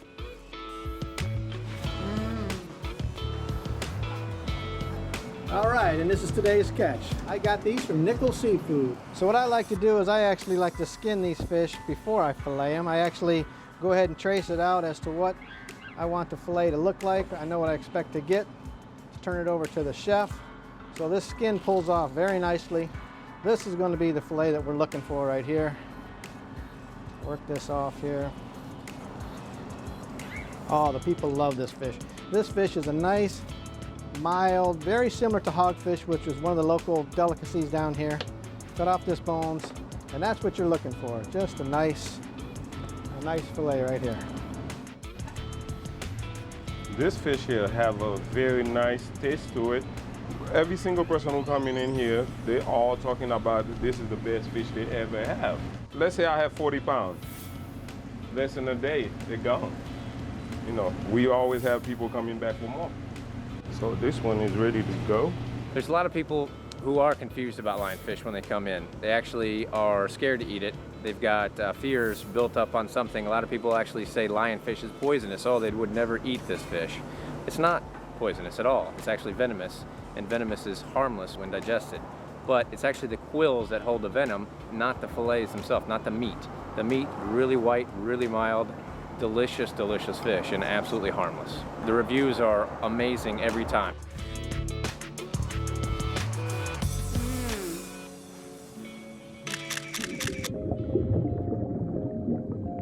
If there's a silver lining to this lionfish issue and a weakness in lionfish themselves, it's that they taste great. And they are commonly eaten in their native range, they're just not encountered very frequently. So capitalizing on that, we realized that getting lionfish into the market provides incentive for fishermen to go out and remove the fish. While it's generally agreed the lionfish invasion is grave news for the region, some people see it as an opportunity. What people have failed to see is how this is really impacting scuba, because it's not all negative. This has really put a focus on scuba and on scuba divers in a way I haven't seen in a while. Rather than us being always taught not to hurt the environment, not to touch the coral, not to touch this, they're asking us to go out and kill these fish. They're actually asking us to go and slay stuff. And environmentalists never ask you to kill stuff. They never want you to touch anything. They want you to always keep it, but we get to kill it. We get to eat it. And there's no limits. There's nothing that stops us from whatever we need to do to get rid of these critters. Now, will that make an impact? Probably not. Lionfish are here to stay. We've never said that we hope to eradicate them because basically the ocean currents are like a conveyor belt that's just going to continue to bring them. I tell people that lionfish are part of the Florida Keys story. Lionfish really are a beautiful, wonderful, ornate fish in their native range. But here in the wider Caribbean, they don't belong, and they're causing very severe problems. And this is a problem we know that we started, it's introduced by man, and it's really going to be up to us to address this.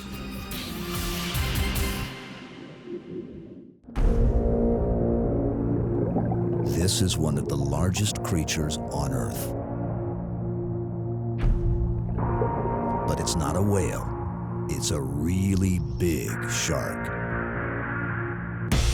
They're called whale sharks, and they can weigh more than 30 tons and be longer than a city bus.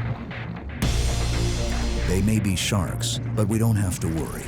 They eat only the smallest animals in the sea. And like other sharks, they are threatened. Their numbers have declined dramatically, decimated by the global trade in shark fins and demand for their meat.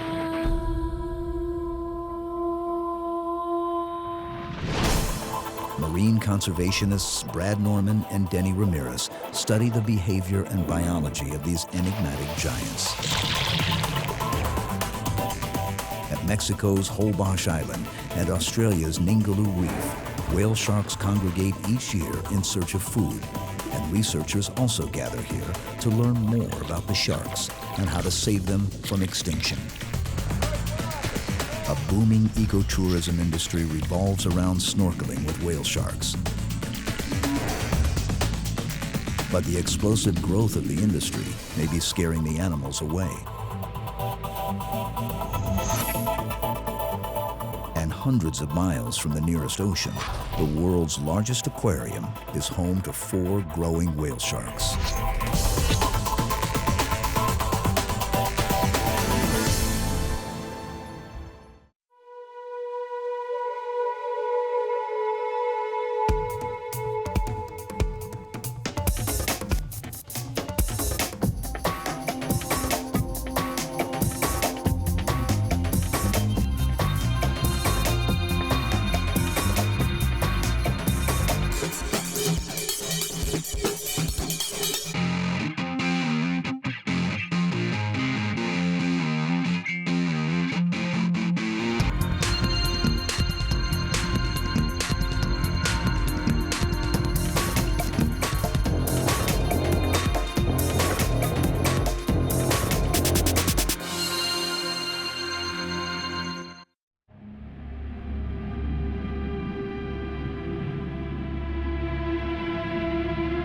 They're huge animals. They've been around for at least 60 million years. But we know very little about whale sharks. We see them so rarely. They weren't even identified as a species until the mid-19th century. One of the few things we do know is that their numbers are decreasing. Whale sharks are cold-blooded, warm-water fish. They live in temperate and tropical seas near the equator. These giant sharks are amazing travelers, and they migrate immense distances in search of food. And this is what gets them into trouble. While they may be protected in one country's waters, they've been hunted relentlessly in others. And a single whale shark fin can be worth thousands of dollars.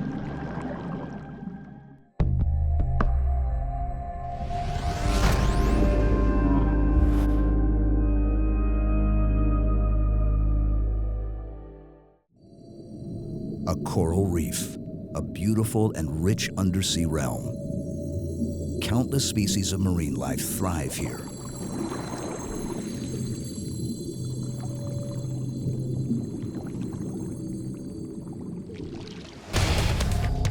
At certain times of the year, the reef explodes with life.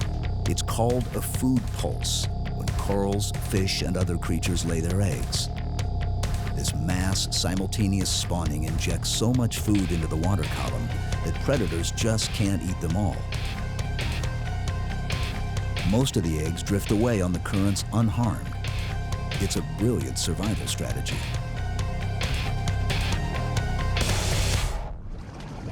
But the tiny creatures aren't out of harm's way just yet. They are no match for one of the ocean's biggest binge eaters, whale sharks.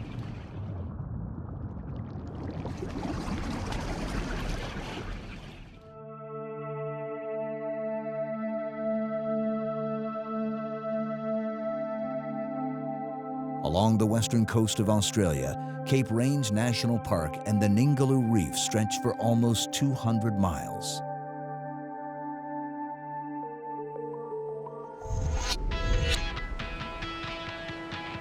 Perth is a remote city on the edge of a remote continent, but that's not where the whale sharks are.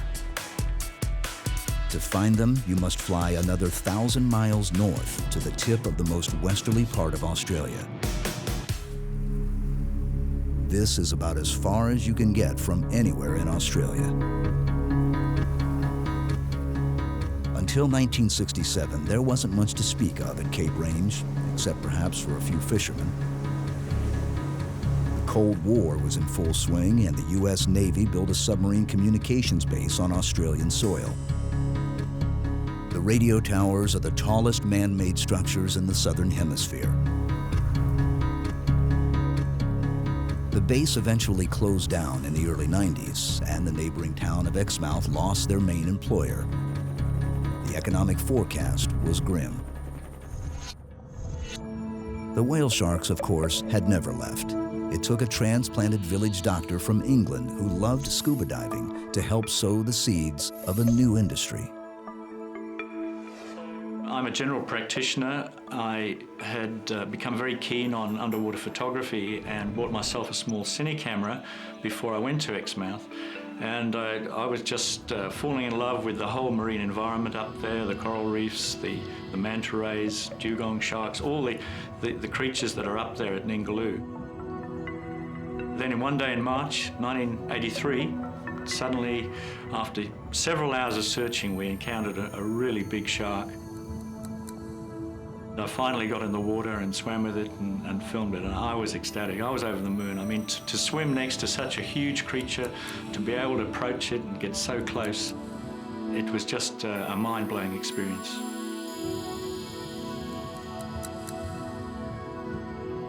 I knew that whale sharks had been seen at Ningaloo before occasionally, but really nothing had prepared me for the numbers that we would see coming in each autumn. And after that first encounter in 1983, we went on in the next 2 or 3 weeks to see numerous whale sharks, about 20 that season. Taylor had stumbled onto a remarkable annual event. Each year, from March through June, giant whale sharks appeared seemingly out of the blue. Jeff theorized that for a few short months in the austral fall, whale sharks gathered, attracted by seasonal spawning events at Ningaloo Reef. He didn't realize the potential of his discovery at the time, and even thought about keeping it a secret. But his pioneering research and film footage eventually brought the story to the world. Television networks, marine biologists, and eventually tourists began flocking to Cape Range to witness the annual whale shark migration. Taylor is now considered to be the father of whale shark tourism in Western Australia.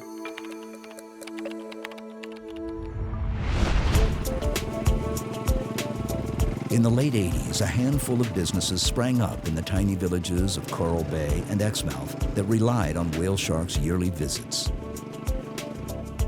Animal-based ecotourism is now the #1 industry. I have to tell you about a day this season. They spotted a very large whale shark. Our crew estimated it to be probably about 14 metres in length, which is just about the length of the boat we go out on. From April to July, whale sharks are an enormous part of our business. They're very important to us as a community and as a dive center. We have clients from all over the world, and that's especially interesting when you consider how far away we are from everything. Our season so far has been fantastic. We had excellent sharks starting about the beginning of April, and we expect them to run till about the 3rd week of July this year. My first whale shark was in about 1996, and I see this enormous fish swimming out of the blue and suddenly materializing in front of my eyes. It was one of the most incredible experiences I've ever had.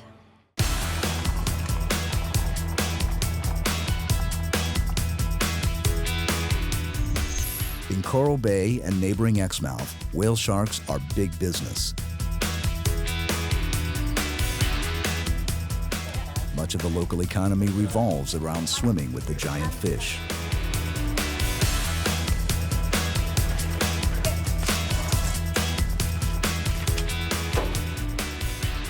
Today, marine conservationist Brad Norman is joining a diverse group of tourists from around the globe. Okay, good morning everyone and welcome to Exmouth Dive Centre and your whale shark adventure of the day. We have had a lot of action out there. Yesterday we must have swum with 5 or 6 whale sharks. Okay, yay! What's going to happen this morning is we're going to hop onto the bus. It's going to take us about 40 minutes. Are we ready? Yay! Okay, let's get going.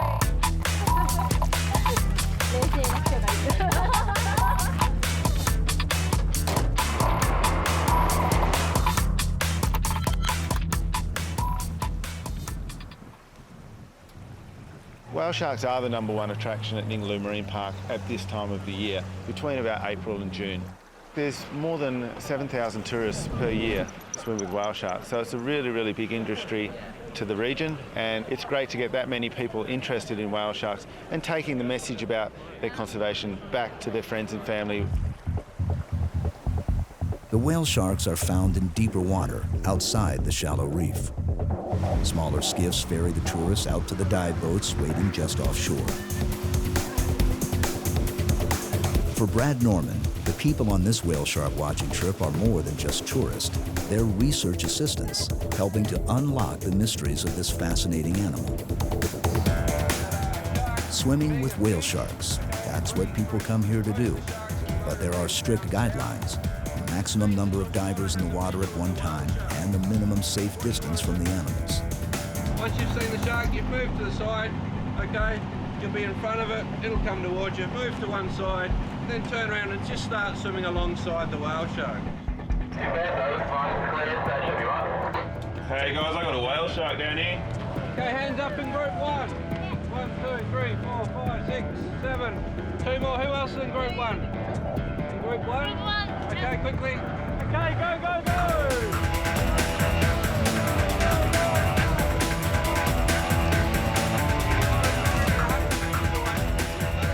The guide's upraised arm indicates the shark's position.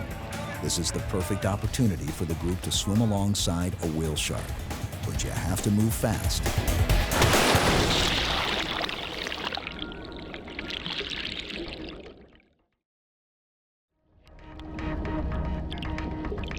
So little was known about whale sharks around the world, and I got to reading about them. I've been to Ningaloo and I was helping with some other research on fish, heard about the whale sharks and got very interested in trying to learn more about them. Then the opportunity came up where I could swim with a whale shark for the first time, and it really was one of the most amazing experiences I can remember. Jumping in the water into the deep blue, we're in about 90 or 100 metres, and looking under the water trying to see something coming at me, and then all of a sudden out of the blue come this massive, massive creature. I mean, the size of a bus. It literally was a bus underwater coming towards me, and I was just shell-shocked. I was just looking at it go past, and it was so graceful and so beautiful. It really made me really want to help this species as much as I could.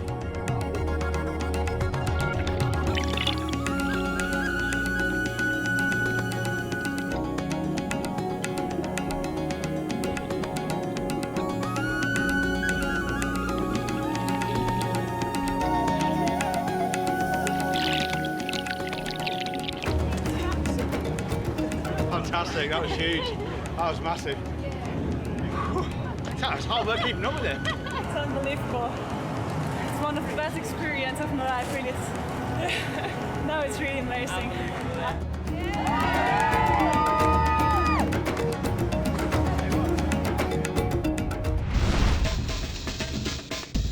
It's a big ocean out there, and boats don't stumble onto whale sharks simply by chance. They need a little help from above.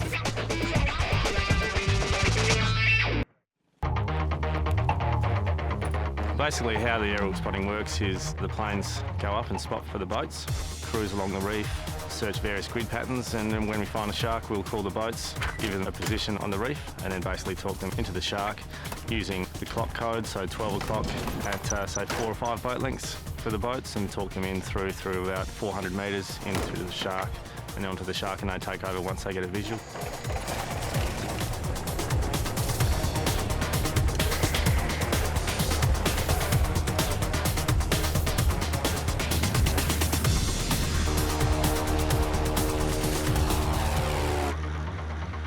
A small fleet of planes takes to the skies each morning during whale shark season.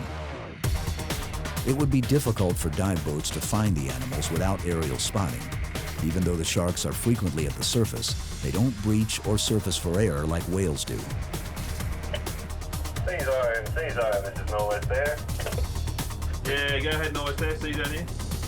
Yeah, g'day Craig, I've just picked up about an 8 metre shark here, off your 1 o'clock, about 15 boat lengths. Yeah, righto mate, you just taught me onto it, I'll be there in a second. Yeah, righto mate, you let me know when I'm within 4 boat lengths. Roger, will do. Okay, C-Zone, that's coming up in your 11 o'clock, you're about 4.5 boat lengths away. Yeah, beautiful mate. Yep, I got a visual, that's great.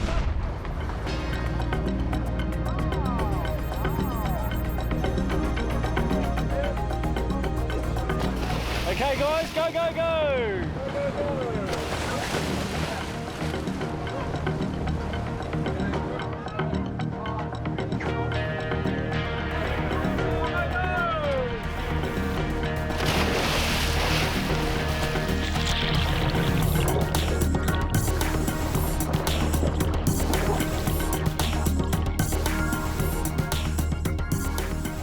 I knew the threats facing whale sharks. I knew they were a species in trouble.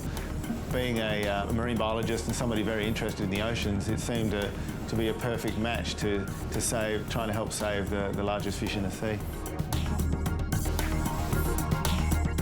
Whale sharks are such a difficult species to study, really, because they do roam the oceans. 70% of the planet's water. And we just can't really keep an eye on everything. There's niches that are important to them. We don't know where those important spots are to protect them. Another day, another whale shark. But which one? Has it been the Ningaloo before?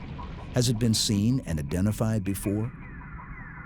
Brad Norman and other researchers had noticed that every whale shark had a different configuration of white spots, scars, and marks. We knew that whale sharks have spots and lines all over their body, possibly could be used to identify individuals. It was a case of actually refining that thought.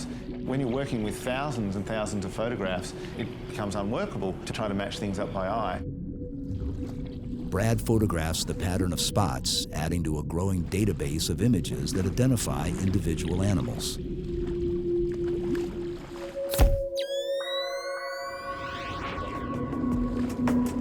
Science and conservation depends on data, and for whale sharks, photography is a primary tool.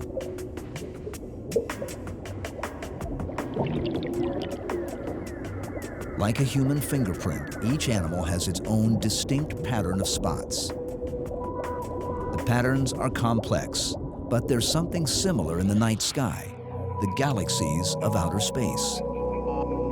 There was an existing technology that could catalog distant stars and planets. NASA's Hubble telescope utilized an advanced computer program to identify astral bodies. With the help of a computer programmer and an astrophysicist, the NASA technology was modified and adapted. Instead of identifying stars and galaxies, the new program identifies individual whale sharks.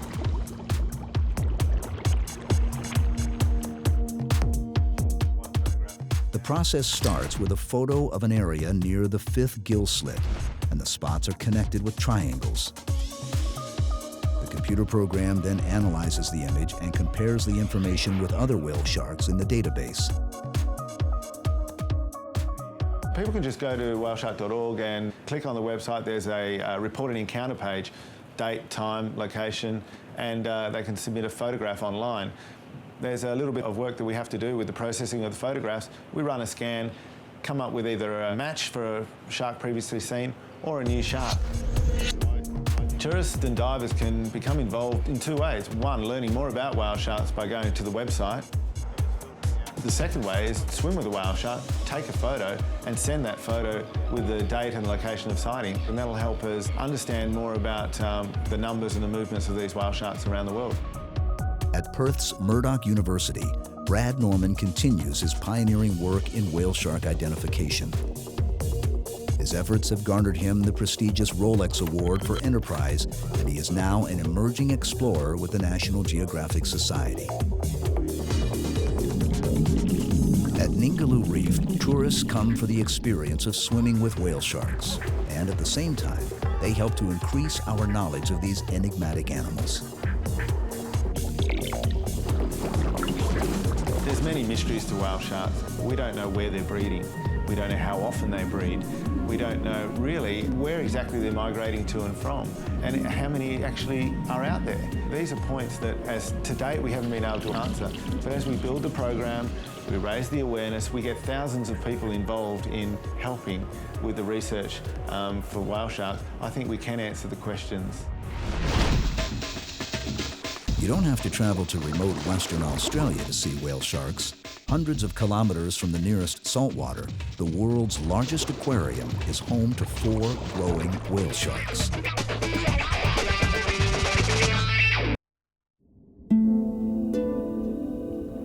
This idyllic undersea realm appears to be a thriving coral reef. Rare sharks and rays patrol the sandy bottom. But this isn't the tropical Pacific or even the Caribbean. It's the Georgia Aquarium in Atlanta, and it's over 200 miles from the nearest ocean.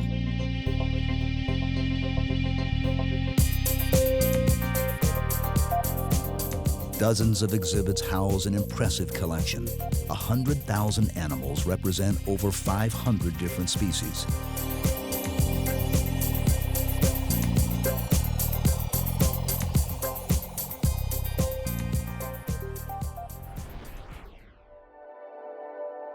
Nearly the size of a football field and 30 feet deep, this is the biggest individual fish tank on the planet, the Ocean Voyager exhibit.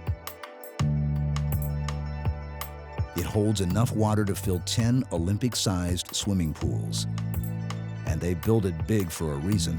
The star attractions here are whale sharks. They join a cast of thousands in the aquarium's most popular exhibit.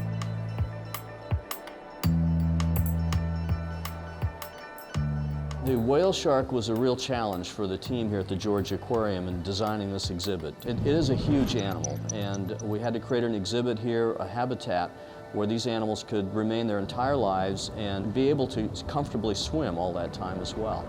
It's 285 feet from one end to the other. And that would give even an adult whale shark plenty of room to swim without having to turn around in a circle. Behind the scenes and out of sight, there's an entire city of pumps, pipes, and filters. Where you're standing right now, you're in the heart of the Ocean Voyager exhibit. Everything in this room is dedicated to ensuring that Ocean Voyager has good, clean, healthy water for the animals. Being in Atlanta, being about 5 hours from the nearest ocean, we actually have to create our own salt water here on site. We've designed the turnover rate to be about once every 60 minutes, and that means that each drop of water comes out of the exhibit and goes through the entire filtration process every hour. It's all run by computers. 3,200 control points are connected with over 25 miles of wiring.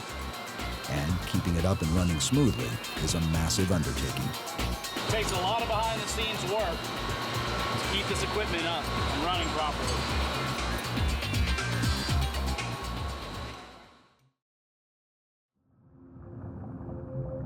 The water in dozens of exhibits, all 8 million gallons of it, needs to be kept sparkling clean. And so do the windows.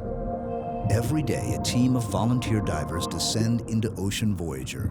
Window washers with scuba tanks.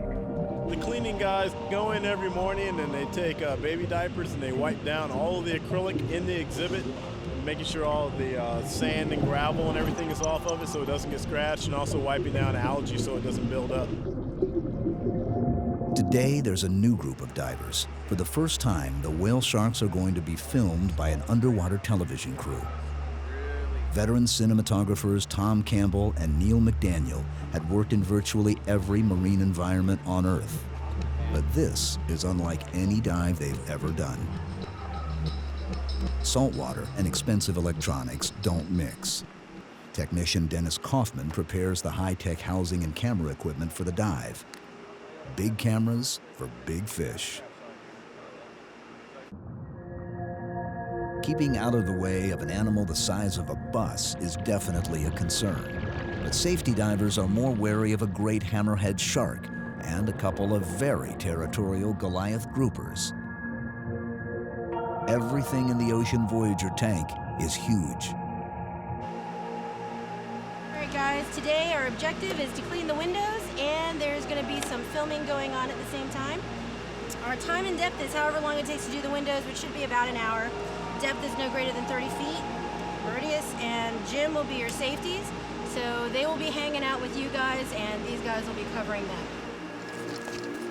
It's definitely the coolest indoor dive you'll probably find in the world, and it rivals even dives out there in open ocean. And you know, at the end of the day, in all my years of diving, I've never seen whale sharks in the wild, and to be able to dive with them here daily is amazing. Well, this is the first for us in a big tank like this, huh? I've been in aquarium tanks, Tom, but they've all been about, I don't know, 1/10 the size of this thing. Yeah. So yeah, it's going to be pretty wild.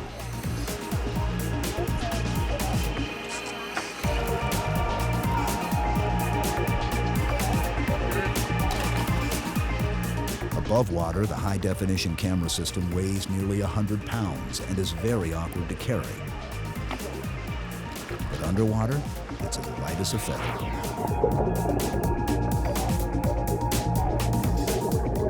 The first resident to check out the camera team is the giant hammerhead. Fortunately, he's very well fed.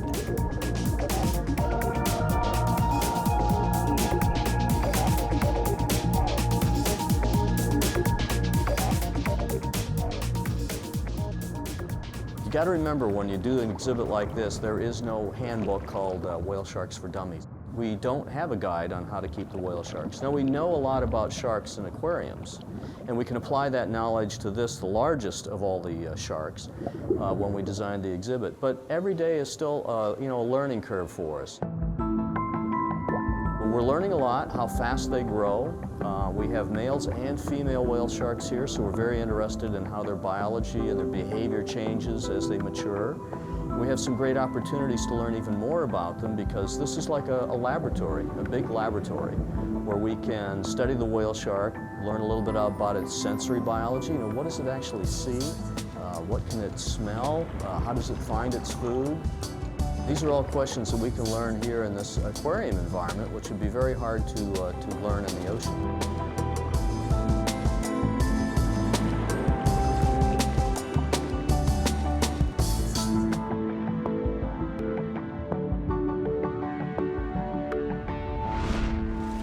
That really is something. You know what's kind of neat about it is that we've seen a lot of these fish in the open ocean, but everybody looks so happy down there. I mean, all the fish look happy. They're just moving around doing what they do, and it's really something. Have that wide variety, and the whale sharks are fabulous. Really cool. I mean, it's just amazing to be in the water with 4 whale sharks. That big grouper in the corner, though, boy, he gave me a scare. I was filming the tunnel there, and all of a sudden he showed up, and that thing is big, really big, and he kind of looked at me with those big eyeballs, and I'm thinking, oh, I think I'm in his territory. I'm going to go out of here.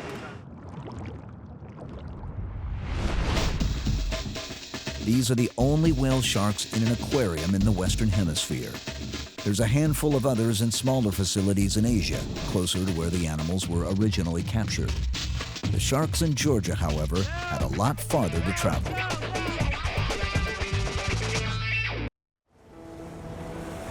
The Atlanta whale sharks were originally caught by fishermen in Taiwan and were destined for the dinner plate. But the Georgia Aquarium had other plans. We had a good baseline knowledge of how to move animals. We just had to supersize it all. Basically what we did is we found the largest aircraft pallet we could get. We built the biggest box we could build for that aircraft pallet, measured the inside, said, okay, we need a shark this size or smaller, and that's how we geared everything toward the size of the equipment that you see. So there were a lot of intense moments getting the animals out of the sea pen. We had cultural barriers, language barriers, Chinese, Japanese, English, Taiwanese. We had challenges with equipment the first time out. Of course, then there's permitting along the way as far as aircraft takeoff and landing. So there were a number of intense moments along the way. Yep. Okay, bring it down, bring it down. One of our biggest concerns in moving the animals was the weight of their body on their cartilaginous skeleton. So the only time that we lifted them out of the water was in Taiwan when we moved them into the transport box. Down, down. Boats, cranes, huge planes and life support systems. Getting these immense animals from Taiwan to Atlanta safely took tremendous ingenuity, a bit of luck, and a lot of very hard work.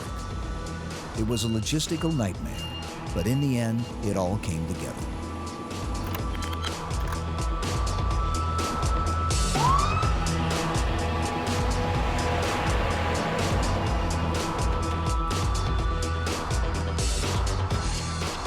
Remarkably, after nearly 2 days of confinement in small shipping tanks and being transported around the globe, all the whale sharks immediately responded well to their new home.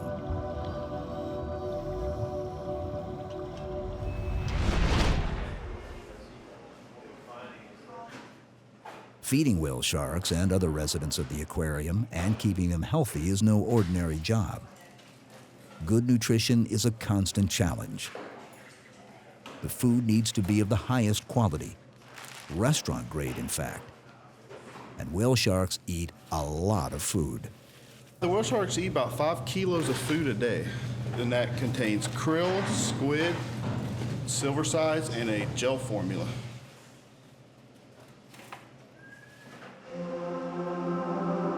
Fine dining, whale shark style, a la carte. The whale sharks can't be fed together. It would be too chaotic. Each animal instead has its own station. The males are fed from small inflatable dinghies and the females from bridge platforms. Twice a day, these whale sharks are fed, and we're feeding them a diet fairly similar to what they might get in nature.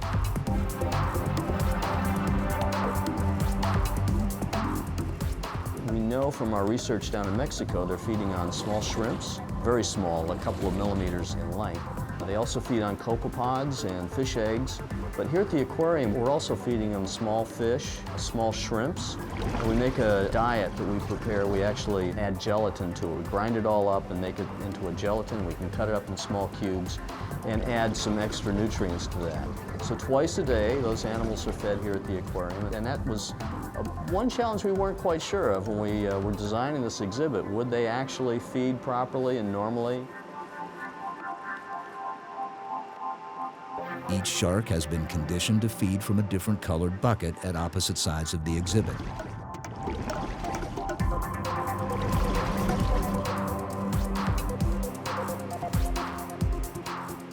They've been very well trained, but the males and females still need to be separated at feeding time. We keep the males and the female whale sharks separated during feeding just to really give them more room. They're very large animals, and they do take a bit of space to turn around in order for them to feed. We don't want them all jumbled up together and banging up each other.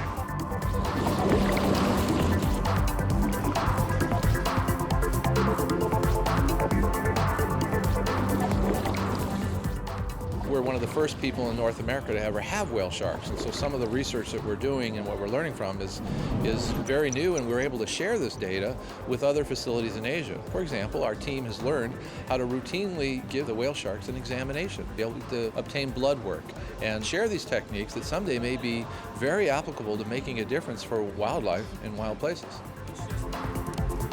No one likes a needle, whale sharks included.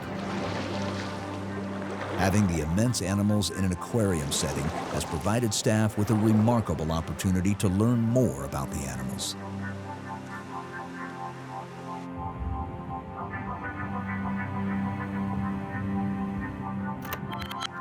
In their state-of-the-art lab, ongoing research with blood and tissue samples help the aquarium piece together clues to whale shark biology and genetics.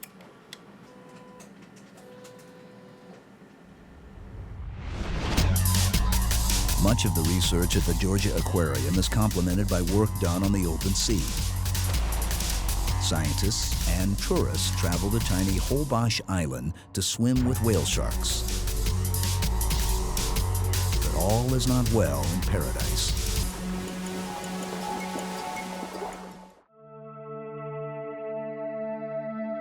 Holbox is a tiny island northwest of Mexico's Yucatan Peninsula. Remote and isolated, Holbox Island was once reputed to be a haven for pirates. It became a base for fishermen, and now it's a popular tourist destination. The #1 attraction for visitors, whale sharks.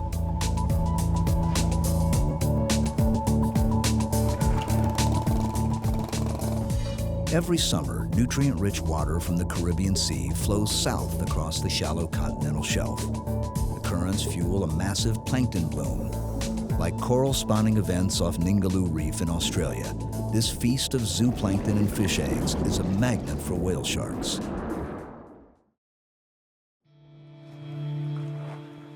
The sharks attract scientists like Denny Ramirez, a marine biologist from the Biological Research Institute in La Paz, Mexico. Good morning. Morning. How are you? The whale sharks also draw tourists, lots of them. Ecotourism has dramatically changed the economy of this tiny island. Fishermen have become tour operators. This was a village of fishermen, and they would see the whale shark every year, but they never thought it would be something important for them. The best strategy to find whale sharks: get out on the water early. It can take hours to locate the animals, and there's no aerial spotter planes at Holbox. Rafael de la Parra is the coordinator of the Domino Project, a unique program that partners scientists and tour operators to study the sharks and to regulate tourist activities. And sometimes the best way to find whale sharks is to follow the local tour boats. They are pretty well organized right now. They will take turns and they will try to not bother the animal. They will wait a little and 3 people in the water at the same time, then they will drift away, then another boat comes and drop his people again, and so on.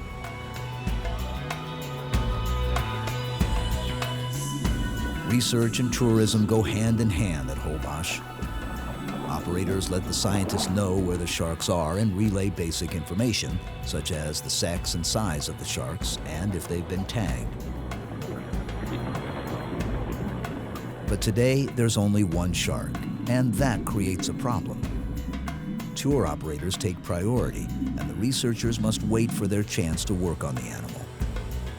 The standard rule is that tourists go first and scientists go last. Finally, the tour boats are finished for the day. Before the shark has a chance to get away, the researchers spring into action. The first order of business is to implant a yellow ID tag. This is a new shark, one that hasn't been seen or identified before.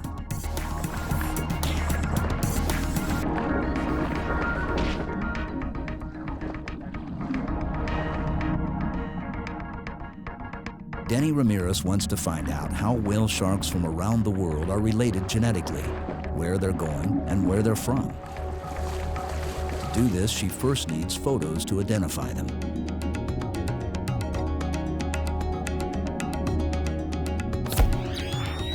Denny and other scientists at Holbox send their photo ID images to Brad Norman's database in Australia.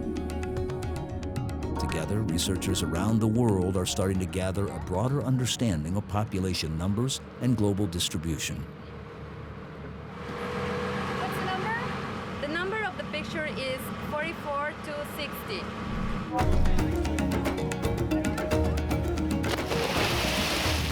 To learn more about whale shark genetics, she needs to get a DNA sample.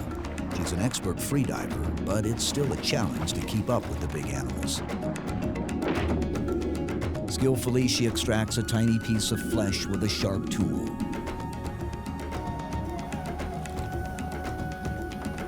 These small samples are key pieces in a genetic puzzle. Back on the surface, Denny carefully unscrews the sharp spear tip which holds a sample of fatty tissue. The flesh goes into a sterile container filled with alcohol to keep the DNA from breaking down. Good sample? Sí, una muy buena muestra. This sample will join hundreds of others back at her lab in La Paz. The final task is implanting an acoustic locator tag which will allow the researchers to track the shark in local waters. But the tag's tether has to go deeper into muscle tissue to ensure it stays in place.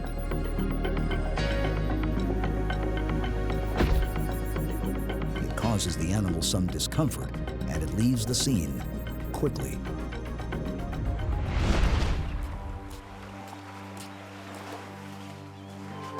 The next morning, Denny Ramirez joins a group of scientists from Mote Marine Laboratory and the Georgia Aquarium.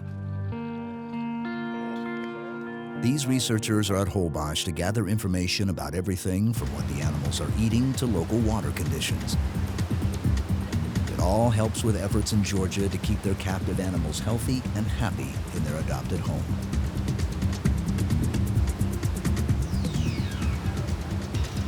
The work that we're doing here in Holbox complements the work that we do at the aquarium in a lot of ways.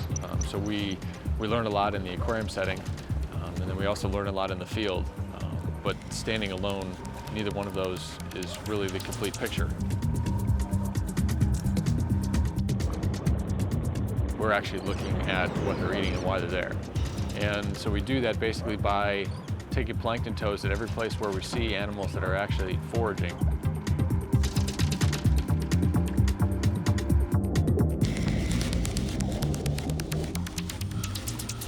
Yesterday and the day before, it was fish eggs.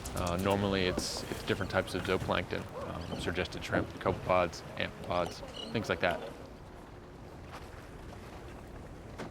While Denny prepares her equipment, there's time to test water conditions. Please don't put her in gear.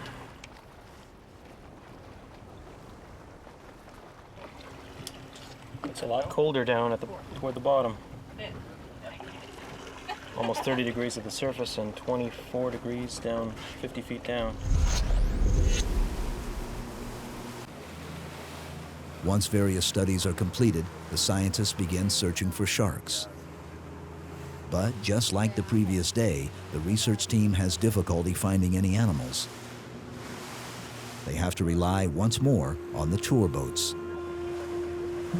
Lured by booming ecotourism, unlicensed and unregulated boats from as far away as Cancun are now crowding an already saturated market. Whale shark ecotourism has really taken off in the last 5 years. If ecotourism on whale sharks becomes too predominant so that in all areas of the world boats on virtually every animal, I think that the effect is going to be negative in the long run, and I think that ecotourism is going to end up being overall a negative impact on the whale shark population as a whole.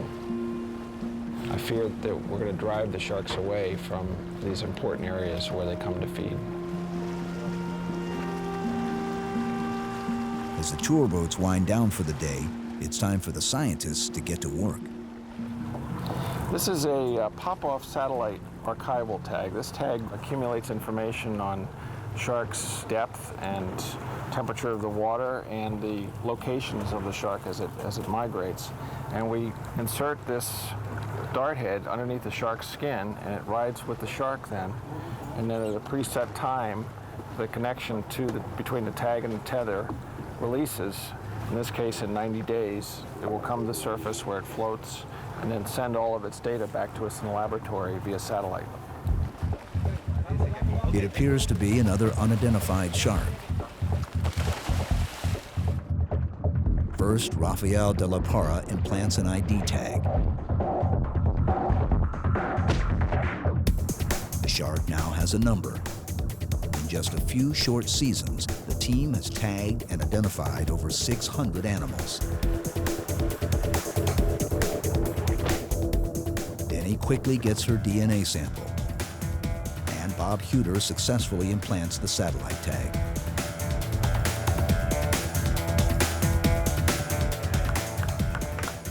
Whether it's Australia or Mexico, whale shark tourism has proven that a live shark is worth more than a dead one. But is this type of tourism harmful to the animals? The fact that we still don't have a great understanding of the dynamics of their behavior again underscores the importance of us being very careful with this resource and not kill the goose that laid the golden egg. The goose being whale sharks, the golden egg being the economy that it's been driving in terms of ecotourism. We've got to take a very conservative approach in terms of how we allow ecotourism to utilize this resource, just like we would do with fisheries.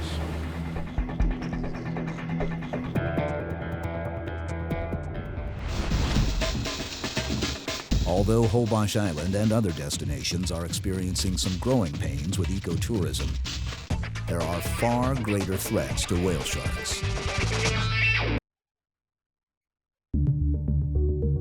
Since the 19th century, whale sharks have been a target of fishermen in countries like India, China, and the Philippines.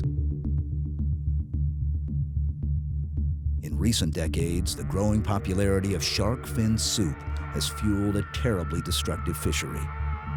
Global demand for the tasteless, dried cartilage of shark fins has helped to wipe out up to 90% of all sharks. And whale sharks have become a prime target. A single fin can be worth a fortune to an impoverished fisherman. But the whale shark's real enemies are the corporations who buy, process, and market the fins. It's a multi-million-dollar industry that knows no borders.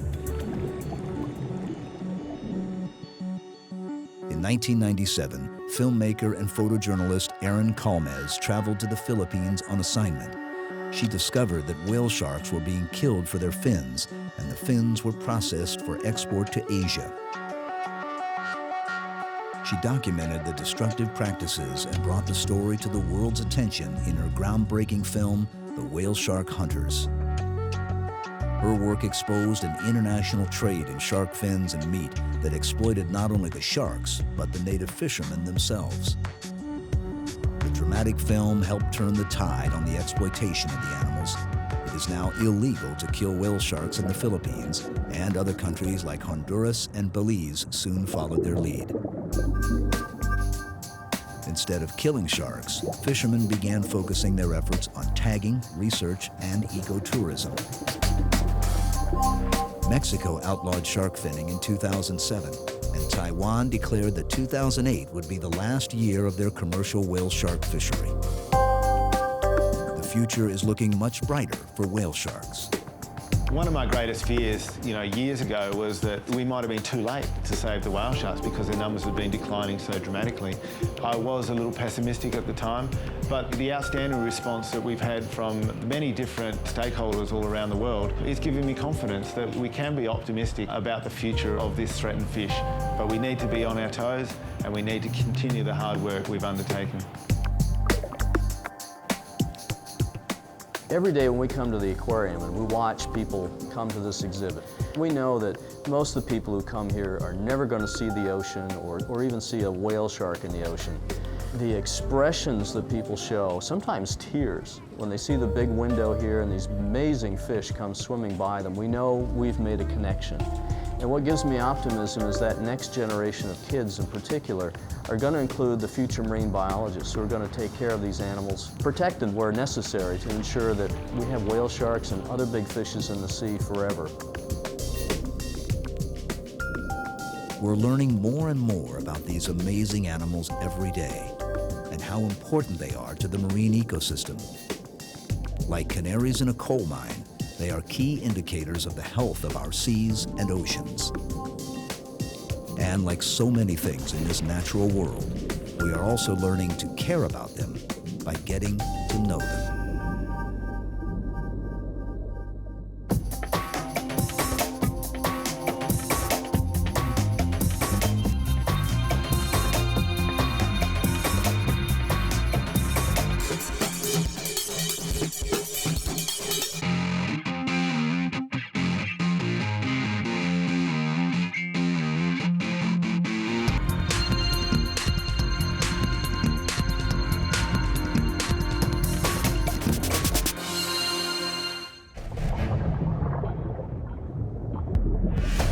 It's difficult to imagine. Some people want to see big sharks in the water, especially photographers. These animals are some of the most iconic photo subjects in the sea. But how do you get close to them? For decades, it's been done with chumming, attracting the sharks with bait. The practice is now being questioned, even banned in many countries, because of a dramatic increase in attacks. White sharks' main food sources, seals and sea lions, are on the move. Global warming and other factors are driving both their prey and the sharks into new territory, and sometimes we're right in their paths. At Mexico's Guadalupe Island, deep water cages provide a fisheye view of great whites.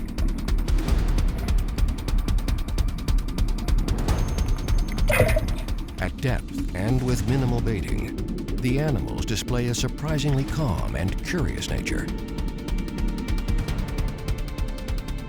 Through satellite and acoustic tagging, researcher Dr. Mauricio Hoyos studies great white migration and behavior. Two other large pelagic sharks, hammerheads and oceanic whitetips, are facing grave declines in their numbers.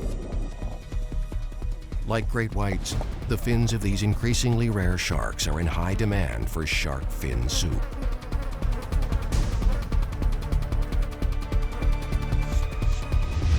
New international laws now ban commercial trade in these species. But will the measures be effective protection for these endangered animals?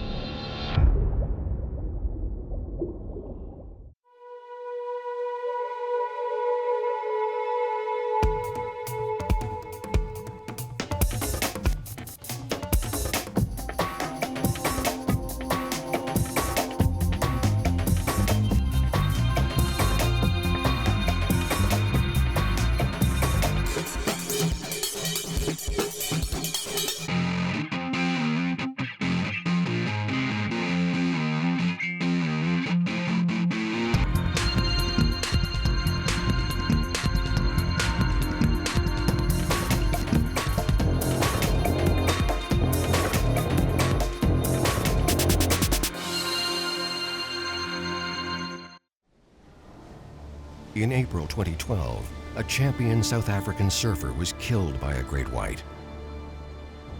Shark tourism operators and filmmakers were initially blamed. Both groups were chumming in the area at the time of the attack. The baiting of sharks is possibly a factor in some fatalities.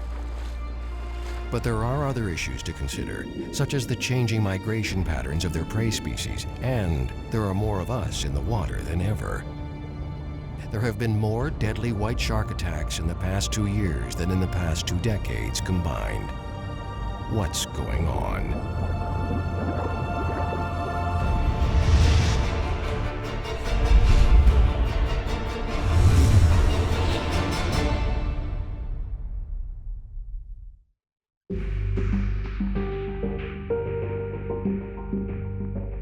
The thing about shark fatalities is they're spectacular and they command the media. They are going to lead on the front page. If it bleeds, it leads.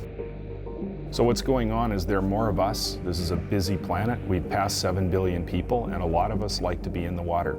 And the fact is that other marine mammals like to be in the water in many of the same places, and they're prey species for large sharks, particularly white sharks. We are recreating in areas where there are big pinniped populations, and people are surfing there, people are diving and snorkeling, free diving, swimming. We're living in the neoprene era now, and when you take a pink ape and you clad them in neoprene and you put them in the water and they're floating on the surface, they look an awful lot like a seal from underneath. So I think a lot of what we're seeing in shark attack, and white shark attack particularly, is mistaken identity. Dr. Chris Harvey Clark is a shark researcher and the director of animal care at the University of British Columbia. His studies with other large cold water animals such as six-gill and Greenland sharks show they have many similarities to great whites. Most species' behavior, even our own, is primarily driven by the urge to eat. It's all about the food.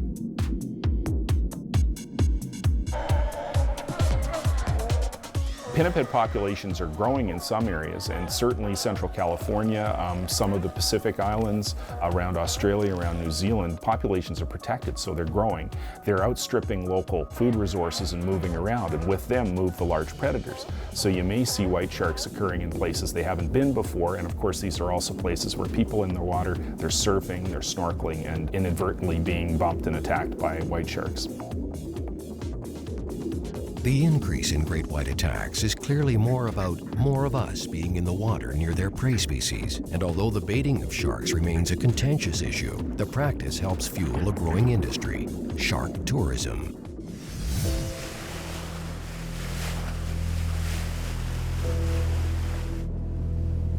We just departed Ensenada, Baja California North, heading down to Guadalupe now.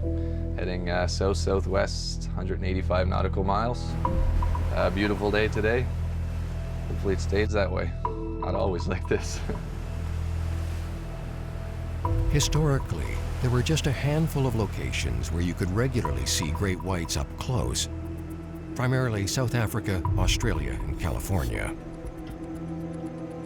White sharks, though, are rarely encountered in these places now, or conditions are so challenging, it's nearly impossible to get in the water with them.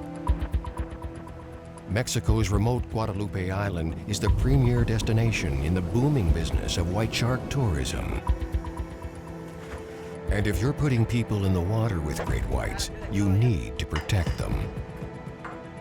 These cages we have are tough cages. I'd put these cages up against any shark on the planet, and I have no doubt that we would be safe inside there. I'm personally inside the cages every day too, so I wouldn't put our guests in these cages if I didn't think they're safe, so they're extremely tough, yeah. Although the cages are made of aluminum, they're still incredibly heavy and dangerous to maneuver. Okay, we'll take the surface cage next, guys. Even in calm seas, lifting them with a hydraulic crane is a delicate operation. All right, clear that line, guys.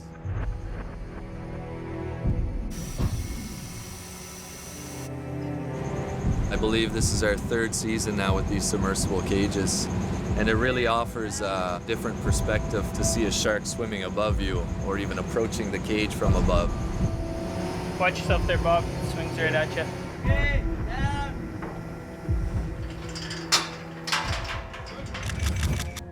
At first light, it's time to deploy the cages. You're gonna pick it up, you're gonna swing it, and you're gonna lower it right here. You wanna boom down a little bit? In addition to the 2 deep units, there are 2 surface cages. Ciao, S.A. It's a full charter, and there are lots of guests. All 4 cages will be busy. Pool's almost open. It's a big job to ensure customers are well equipped and safe. The dive deck is cluttered with dive gear and support crew. Okay, up slow. Let's do it. I've been diving all over the world, and I am so excited to do this dive. I've done wrecks, I've done reefs, I've done it all. Now I get to do the ultimate, diving with the great white sharks. I am so excited. Okay, this is a regulator. What's that? You need this. A regulator? What's that? Oh, it leak out. Guests breathe air through a regulator, much like scuba divers. But instead of using tanks, compressed gas is supplied from the surface. Each diver needs to be heavily weighted to stay firmly at the bottom of the cages. I've done a lot of diving in Hawaii, French Polynesia, Great Barrier Reef, and on this boat at Socorro. But great white sharks, this is a first. All right, folks, 2-person cage is ready if you want to start loading up. First dive of the trip. Rock and roll. Oh, this is nice water. You want to watch putting your hand right there because it's a pinch point, okay? Okay, all right. Bill, there's nobody I would rather take. Get down. Here's your regulator. Okay. When you get down to the bottom of the cage, I'll hand you the camera. Just step away from the ladder, make room for Jan. Okay.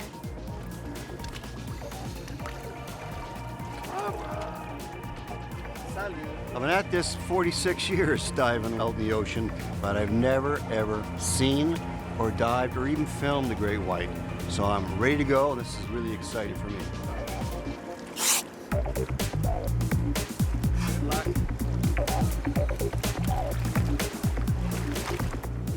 And white sharks are dream animals for most photographers.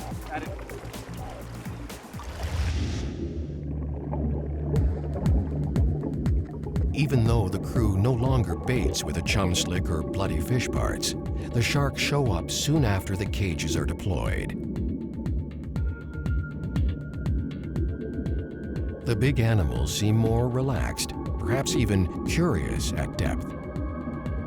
The combination of deeper cages and less baiting seems to be a great success. Our 2 submersible cages are a little different from your standard surface cages that most people are familiar with. We lower those down depth of 10 meters. We use hydraulic winches, which are on the stern, and we have a crew member that operate each cage. They're operated from the surface, one crew member lowering them down, lowering them back up again also. They have a lot of backup systems in case of emergency, in case of something happens. They're equipped with ballast tanks, so that if we do need to bring the cage up before the scheduled time, the dive master can blow those ballast tanks with air and the cage will come at a controlled rate up to the surface. If we get cut off from the surface supplied air for some reason, then we have backups. We have scuba tanks down there that we can use to fill the tanks and also to breathe off of. Well, the idea behind the submersible cage is that we get to observe the sharks in their more natural environment, as opposed to the past in the surface cages, where the idea was to be throwing buckets of blood, throwing chunks of tuna and luring them in close to the surface cage. And the behavior you see from the surface cage is that behavior, the sharks agitated, excited from the chumming. The submersible cages, on the other hand, you've got a cage full of people down there, you've got lots of heartbeats, lots of electromagnetic activity. The sharks are attracted to that, but in a different way than they are to the blood. They're not so excited, they're curious, they come cruise around the cages, they're very deliberate in their motions, move very slowly, and you get to see the white shark as they truly are, as opposed to the white shark that's most often portrayed on TV and movies like Jaws.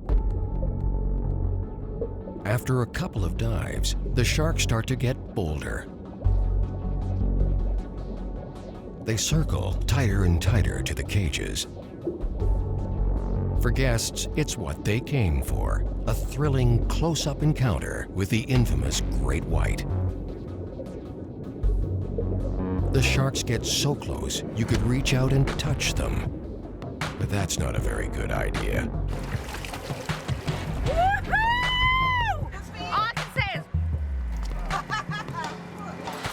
Oh, that was awesome. There were 3 sharks circling around and circling very slowly, smoothly, but they come in closer, close past there. You can almost reach them with your hands. I didn't try though.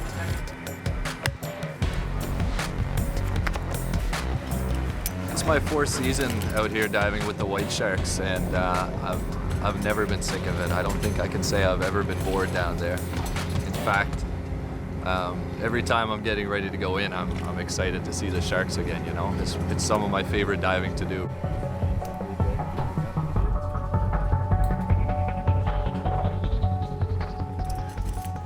The youngest shark diver was 14-year-old Samantha Morrow.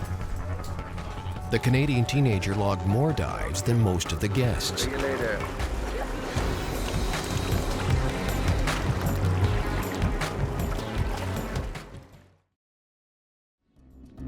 Even though the water was a bit chilly, it was challenging to drag many of the guests out of the cages.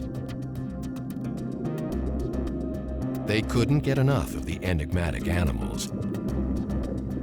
And divers got a once-in-a-lifetime close-up experience with great whites. Nowadays, we're not feeding the sharks, we're not wrangling the sharks, and we're not putting heavy slicks of chum in the water to get the sharks to the cages. However, occasionally we do put a hang bait down to put a little scent in the water to bring the sharks in. If we want to show the sharks to these people and educate people about the sharks, then it's something really that I feel that we have to do to bring the sharks to us and keep them there. The current law is that you can't use any tuna, any scent in the water. However, this year, just this season, they have decided to allow you to apply for a permit to use a certain amount of tuna to attract the sharks.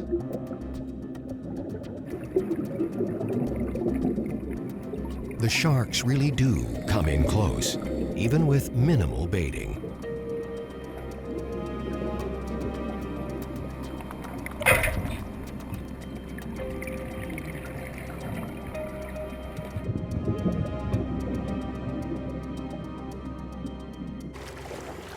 Oh my gosh, that was amazing. There's so many close-up sharks. It's probably like 3 or 4. Congratulations, Sambo. This big shark dive. You made it. You got all your fingers? Yeah. Okay, that's all that counts, isn't it? Woo-hoo! Oh man, that was unbelievable. That's the 2nd dive today, and it was better than the first one. More sharks, bigger and closer. They were huge, huge, gorgeous animals. We should have brought our shark dental floss. There are some people who feel that any form of baiting should be banned. It's clear, though, the sharks would likely not approach closely without an incentive. A simple hang bait is usually enough to draw the great whites close to the cages. The sharks are intensely curious animals, and even though they're a bit calmer with less baiting, it can still be an unnerving experience. Mauricio Hoyos is fascinated with white sharks. As a university student, he wanted to make the animals the focus of his doctorate. But there were supposedly very few of the animals in Mexican waters. Mauricio, señores, ¿cómo estás? Bien, bien. ¿Tú? Muy bien, muy bien. Ya le llevo. Ya estás. I spoke with my advisor and I told him I would love to study the white shark. But he told me, Mauricio, we don't have a lot of white sharks in Mexican waters. That was in 2000. And 2 years after that, we found out that we have the best place to see white sharks in the world. And that's why I have been in Guadalupe Island for 9 years, and I would do anything to know more about them and to protect them. There are no permanent research facilities on the island, so Mauricio teams up with various tour boats as a ship naturalist. He's especially fond of working with children and introducing them to these amazing sharks. When I was a kid, I remember that we went to the United States and my father gave me $20 and he told me, okay, this is all the money that I'm going to give you. You have to buy a lot of toys or whatever you want. And there was this small shark and it was $20. I bought it because I really wanted it. And my father was really upset because he told me, hey, that's all your money. You have to, you can buy a lot of different toys. No, I want that toy and I still have it. Because since I was a little kid, I loved sharks. When I saw the first shark, it was like the dream of my life came true. It was amazing. It was a huge female, maybe 4 meters long. And since then, I have been working here on this island every autumn. Guadalupe, it's a very special place because it's an island in the middle of nowhere. And it is influenced by the California current system, that it has a lot of cold water, a lot of nutrients. Guadalupe's shark numbers appear to be growing. More new sharks means the population is thriving. There was a study and they wanted to know the number of sharks that we have year after year. And I think that it is up to 130 sharks. But every year I have seen new sharks. Most of them are juveniles, and that's very important for Guadalupe Island. Older established sharks sometimes don't return to the island. They may migrate somewhere else or die off. Seeing new juveniles indicates these animals are being born at Guadalupe or somewhere nearby, which is an encouraging sign. We have found that the males arrive to the island in July, and females in September, October. They depart the island in February, most of them. But also we have found that some of them remain on the island for up to 10 months, in the case of the juveniles, for example.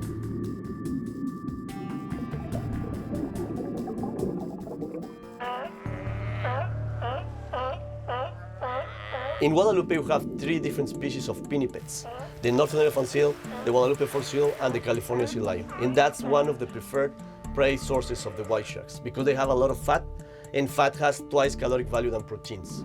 So I have seen that in December, when the northern elephant seals are coming to the island to give birth and to mate, the sharks know that and they are waiting for them. But I have seen when they feed on a northern elephant seal and they finish it all. I was there in December and it attacked a female. She was maybe 800 kilograms. And the shark, it was a big female, more than 5 meters. And she killed the seal and she ate everything in front of me in less than 25 minutes. For a prey animal that's in constant peril, the seals here don't seem to be too concerned, as long as they can see the sharks. And if it gets a bit too scary for the seals, they sometimes even climb on the back of tour boats for protection.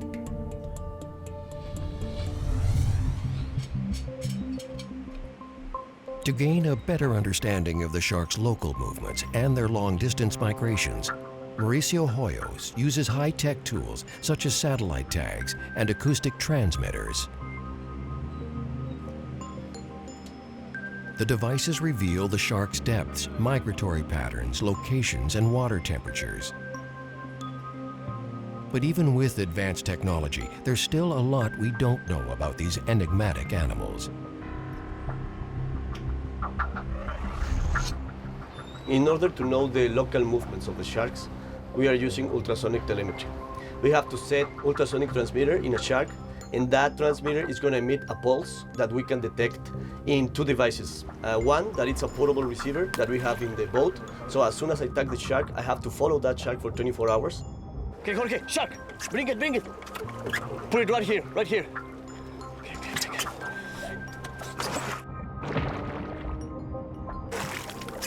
Okay, excellent. We are setting underwater receivers in several different parts of the island, and these receivers can get all the information and storage that information for up to 1 year.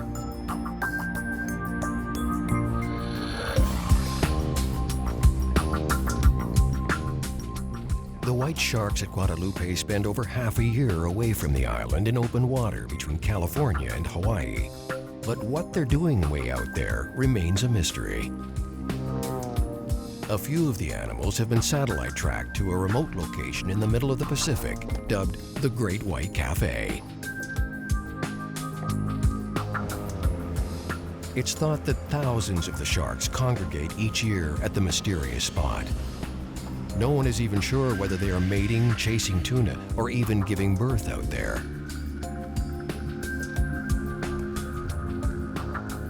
For such a remarkably well-known creature, we actually know very little about them. But Mauricio Hoyos is determined to find out more. Yeah, the shark is not here. Maybe we can go a little bit to the north. Okay?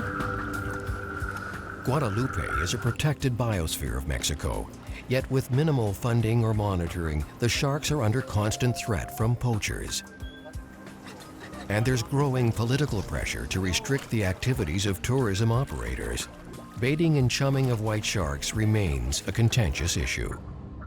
If the tourism operators are not allowed to attract the sharks, they won't go to the island again. There's a big problem with poachers. The Mexican Navy is doing a great job, but they cannot be there all the time. So these kind of boats are as extra set of eyes, taking care of the sharks. So I think that we have to find a good way that it's good for the sharks and good for the tourism operators. I mean, not just ban the baiting, but let's do a study to find what would be the best way to attract the sharks without interfering with the natural behavior of the animals.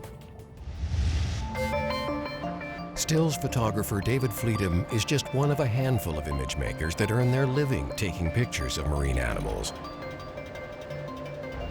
And one of his favorite subjects is sharks. For most amateurs and professionals, getting the perfect shark picture can be an obsession. His iconic image of a sandbar shark was the first and only underwater photo ever used on the cover of famed Life magazine. Great whites, though, are the holy grail of shark photos. The first time that I photographed a shark underwater was in British Columbia. It took several trips, but eventually at about 130 feet, I had this 12, maybe 14-foot long, 6-gill shark, huge, girthy shark go swimming by me with really little interest shown in me whatsoever. I was hooked after that on shooting sharks. And then the next shark on the list was, of course, a great white. The great whites that are around Guadalupe Island. That spot has just really developed into what's got to be the best place in the world to photograph great whites underwater.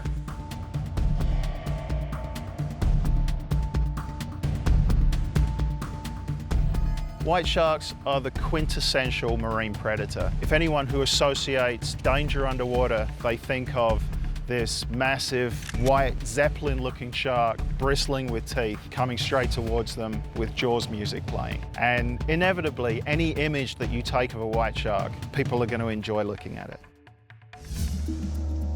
Photographer Andy Murch is so enamored with sharks, they're the only species he films. His database of shark images is perhaps the most comprehensive in the world. I started as a diver before I became a photographer. After I really fell in love with the ocean and with sharks, I decided that I wanted to record as many of the animals that I had seen underwater as I could. So I started to build this portfolio of shark and ray images, which was what I was mostly interested in. And after a while, that database grew big enough that I was able to actually start selling the pictures and become a professional photographer. I don't think that my interest in sharks comes from the fact that they're scary or they've got big teeth or anything like that. It's really more of a fascination with how majestic they are, how beautiful they are, how graceful when they swim through the water. They're absolutely stunning animals, and if you catch them with just the right light and on a nice clear day, it's an absolutely magical thing to see underwater. Sharks have a presence, especially if you can make eye contact with a shark. It's very, very engaging. And I think that that same feeling that you get when you're underwater taking photographs of them or shooting video, when that image is presented to somebody above the surface, when they see that, I think that it's very captivating for them too. If you can capture that moment where a shark turns towards you and it's looking at the camera, when the person above water sees that, they're sucked into that image. It's a bit of a fantasy, but my ultimate goal is to try to photograph every species of shark out there. And I'm not just doing this because it would be a fun thing to do or because I have OCD. I think that getting images of all of these sharks will be very useful for conservation purposes in the future. And that's critical to me, that we have those images so that if anybody starts some kind of conservation initiative for a particular species, I'm able to supply an image so that people can really appreciate the animal that we're trying to protect. And one shark species Andy has taken many photos of, the oceanic whitetip, definitely needs all the help it can get.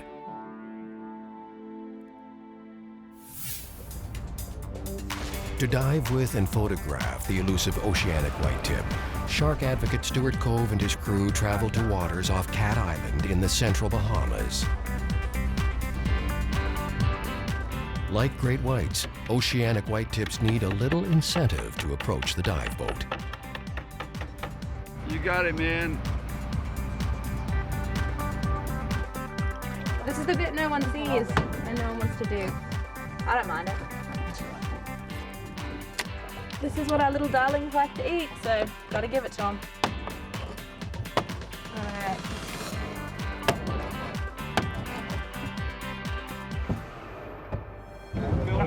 Come here, little puppy. Just for you, Ted. So this is our oceanic whitetip, the first one to show up. Got a beautiful day. Stuart is perhaps tempting fate a bit, but he's got lots of experience with these sharks. I think we can go in. It won't take long for his friends to come.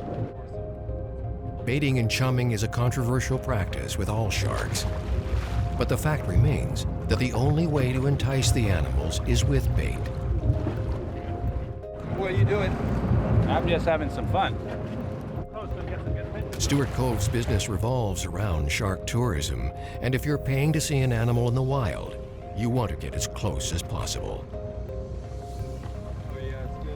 Wrangling sharks with a baited line is one surefire way to excite the sharks.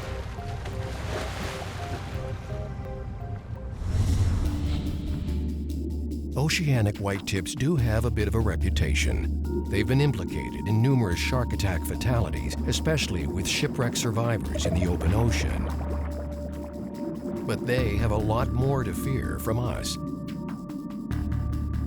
When these increasingly rare sharks are encountered, they're very small. The few oceanics that remain are a fraction of the size of their historic counterparts. Oceanic whitetip sharks have pretty much become the poster shark for shark conservation now. Their numbers were depleted so much in the Gulf of Mexico, and it was recorded that there was only 2% left of the initial population. So because of this, they became effectively the mascot for shark conservation. And this is very important because we need those species that we can illustrate how bad it's got.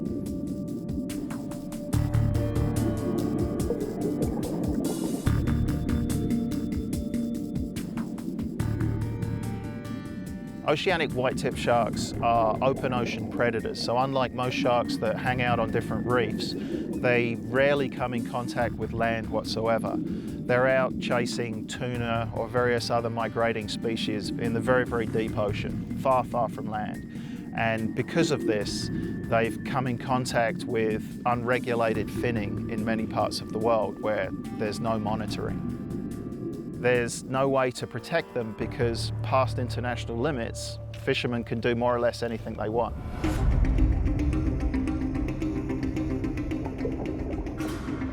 Oceanic whitetip shark, this is a beautiful shark, Carcharinus longimanus being the long, beautiful pectoral fins these sharks have. A really interesting shark because when you see them underwater, you usually often don't see the shark. You see little white flashing shadows off in the distance. And these shadows, it's thought, are actually mimicking the movement of prey fish species. They look a little bit like a far-off glimpse of some silvery fish off in the distance. And it's thought that this may actually provide other prey species that these white tips are taking with a little bit of assurance. Oh, it's just a school of fish out there, and then bam, oceanic comes in and hits you. What's happened to oceanic whitetips is that we've seen a century of industrial fishing in the Atlantic, and particularly longline fishing, and it's taken them out. Their population has declined 98 or 99%. They were once the most prolific shark in the Atlantic, even more so than the blue shark, which is astounding because of the biomass of blues. One of the most enigmatic sharks is the great hammerhead. These rare creatures are certainly an unusual shark. Massive animals, their distinctively shaped head separates them from more typical species. And no sharks have more desirable or valuable fins.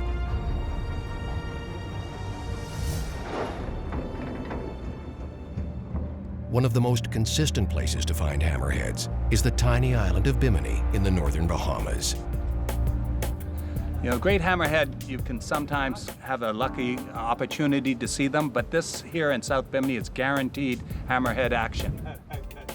We're less than a mile offshore, 20 feet of water. The sharks come very close to to South Bimini, and it's great because it's only a 5-minute boat ride to the site. Like oceanic whitetips and white sharks, hammerheads need a bit of incentive to approach divers. We grabbed a huge bag of just some local Bahamian fish, grunts, schoolmasters, little barjacks. I'm just cutting it all up into pieces. I'm going to put it in a bucket with some oil and some salt water, mash it all up, and then when the sharks come, we put it in the water, and it's an attraction scent, so we like to call it our shark soup.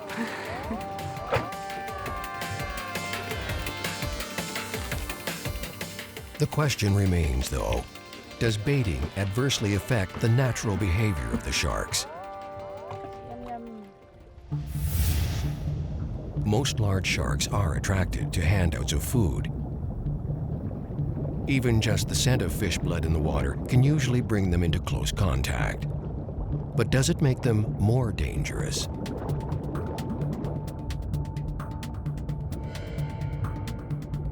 It's just an awesome experience to see these huge animals swimming right up to you and around you.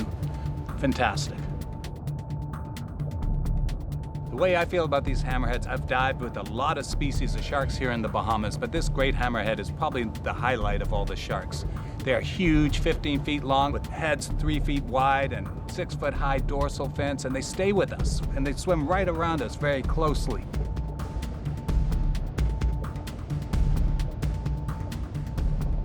Water is crystal clear here in Bimini and only about 20 feet deep, so you can have an hour-plus dive. The gentle giants, I don't feel at all intimidated by the sharks. Very comfortable. I don't feel they would bite you. They're not interested in us. At one point I was holding a fish and it came after the fish. I put it behind my back. It went around me to my back. I moved it back to the front. It came around to the front. It wasn't interested in biting me. It was just interested in the fish.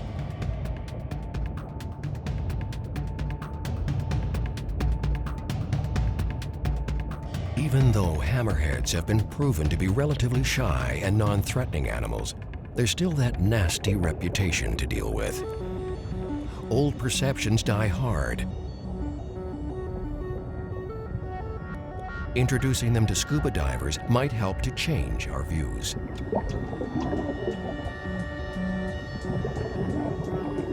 This is such a unique experience here in South Bimini with these great hammerheads. I would like to introduce more and more people to it, particularly photographers. It's such a great opportunity to get incredible images of these huge sharks.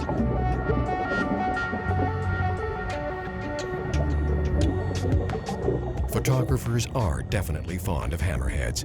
they are a very distinct and unusual species.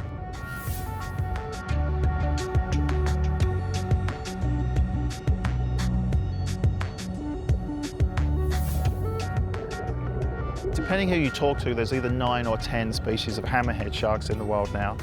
And by far the most iconic and impressive is the great hammerhead, which can grow to extremely large proportions and is very, very angular. It has this huge, long witch's hat dorsal fin. It's just a very spiky shark when you see it in images. And I think that that's very captivating for a lot of people.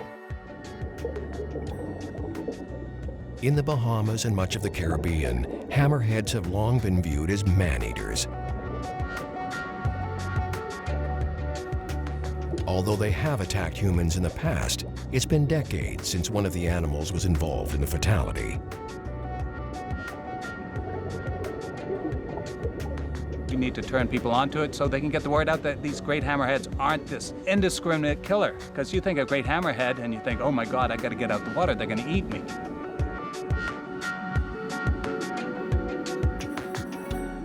One of the hardest groups to convince that hammerheads pose a minimal threat are fishermen. You know, just yesterday we were in Bimini Harbor trying to get some carcasses to feed the sharks. And this very nice gentleman kindly gave us his carcasses. Couldn't believe we were diving with these great hammerheads. And he was bragging about how many great hammerheads he's killed over the years, strictly for trophies. His understanding was they were terrible killers and they needed to be killed. But we've changed his mind. He won't be killing any more great hammerhead sharks. And the more people we can bring down here and show them how gentle these guys are, the more the word's going to get out and we can make a difference in this endangered species.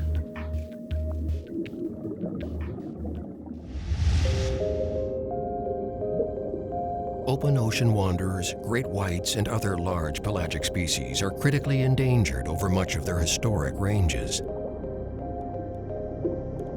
White sharks are now protected in most countries. Other species, however, are not.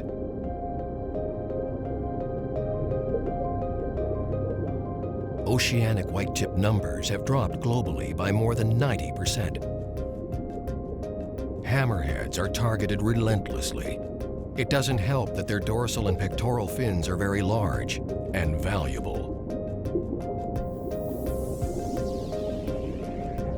Big sharks have big fins, and as most sharks are scavengers, they easily fall prey to baited long-line hooks. We have a century now of massive industrial fishing that's gone on in the open seas, virtually unregulated, to the point where most of their populations are severely threatened. They're 85–90% gone. We have pounded sharks mercilessly. This is the end of the end. So we've had a century of bycatch, we've had directed fisheries, and now with the value of these fins anywhere from $80 to $160 a kilo, we're now with the last of the buffaloes 150 years ago in the ocean. We are now seeing the last of these magnificent pelagic sharks being taken for their fin value.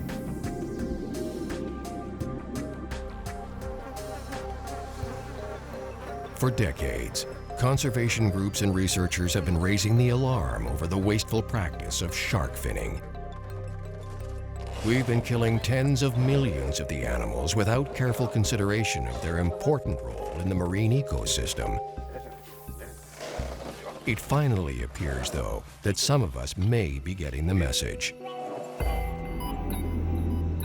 CITES, or the Convention on International Trade in Endangered Species, has just won a major battle in shark conservation. This year, 5 new shark species were added to the CITES appendices, which is fantastic news for sharks.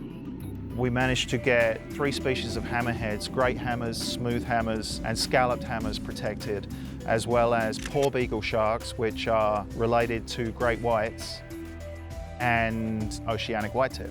This is a very good start. Of course, it doesn't protect them completely because all it does is stop international trade. But it doesn't mean that those sharks can't be fished out on a domestic basis. This is all shark. Angel, mako, casson is other species, probably hammer. That's probably hammer. Finally, somebody has actually set the bar somewhere. We know the CITES process has its flaws, but at least we've got a starting point for the protection of oceanic pelagic sharks. The celebratory food of a culture is a big deal. You're talking about North American culture. Our Christmas turkey is a big deal. Most people don't want to give up their Christmas turkey. In Asian culture, the celebratory value of shark fin soup at, for instance, wedding banquets is huge. The fact is there's a big prestige factor associated with the eating of this product, and that's what we really have to shift, I think. Very characteristic. We saw this shark within 50 meters of the same site 3 years running.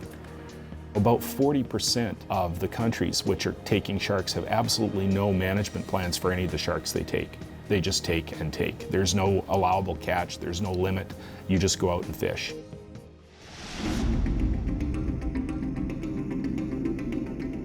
Even though oceanic whitetips and hammerheads are now protected on paper, will the new laws have teeth? The real problem with CITES is it's kind of a coalition of the willing. So if you decide to opt out of CITES, there are no penalties. So really, where shark protection is concerned, it then goes on to the larger scale of how nations interact and things like trade treaties and so on. Would anybody in the Western world, for instance, step up at an international trade conference and say, we're not going to trade with this country that's overexploiting sharks? Would that happen? Perhaps it should.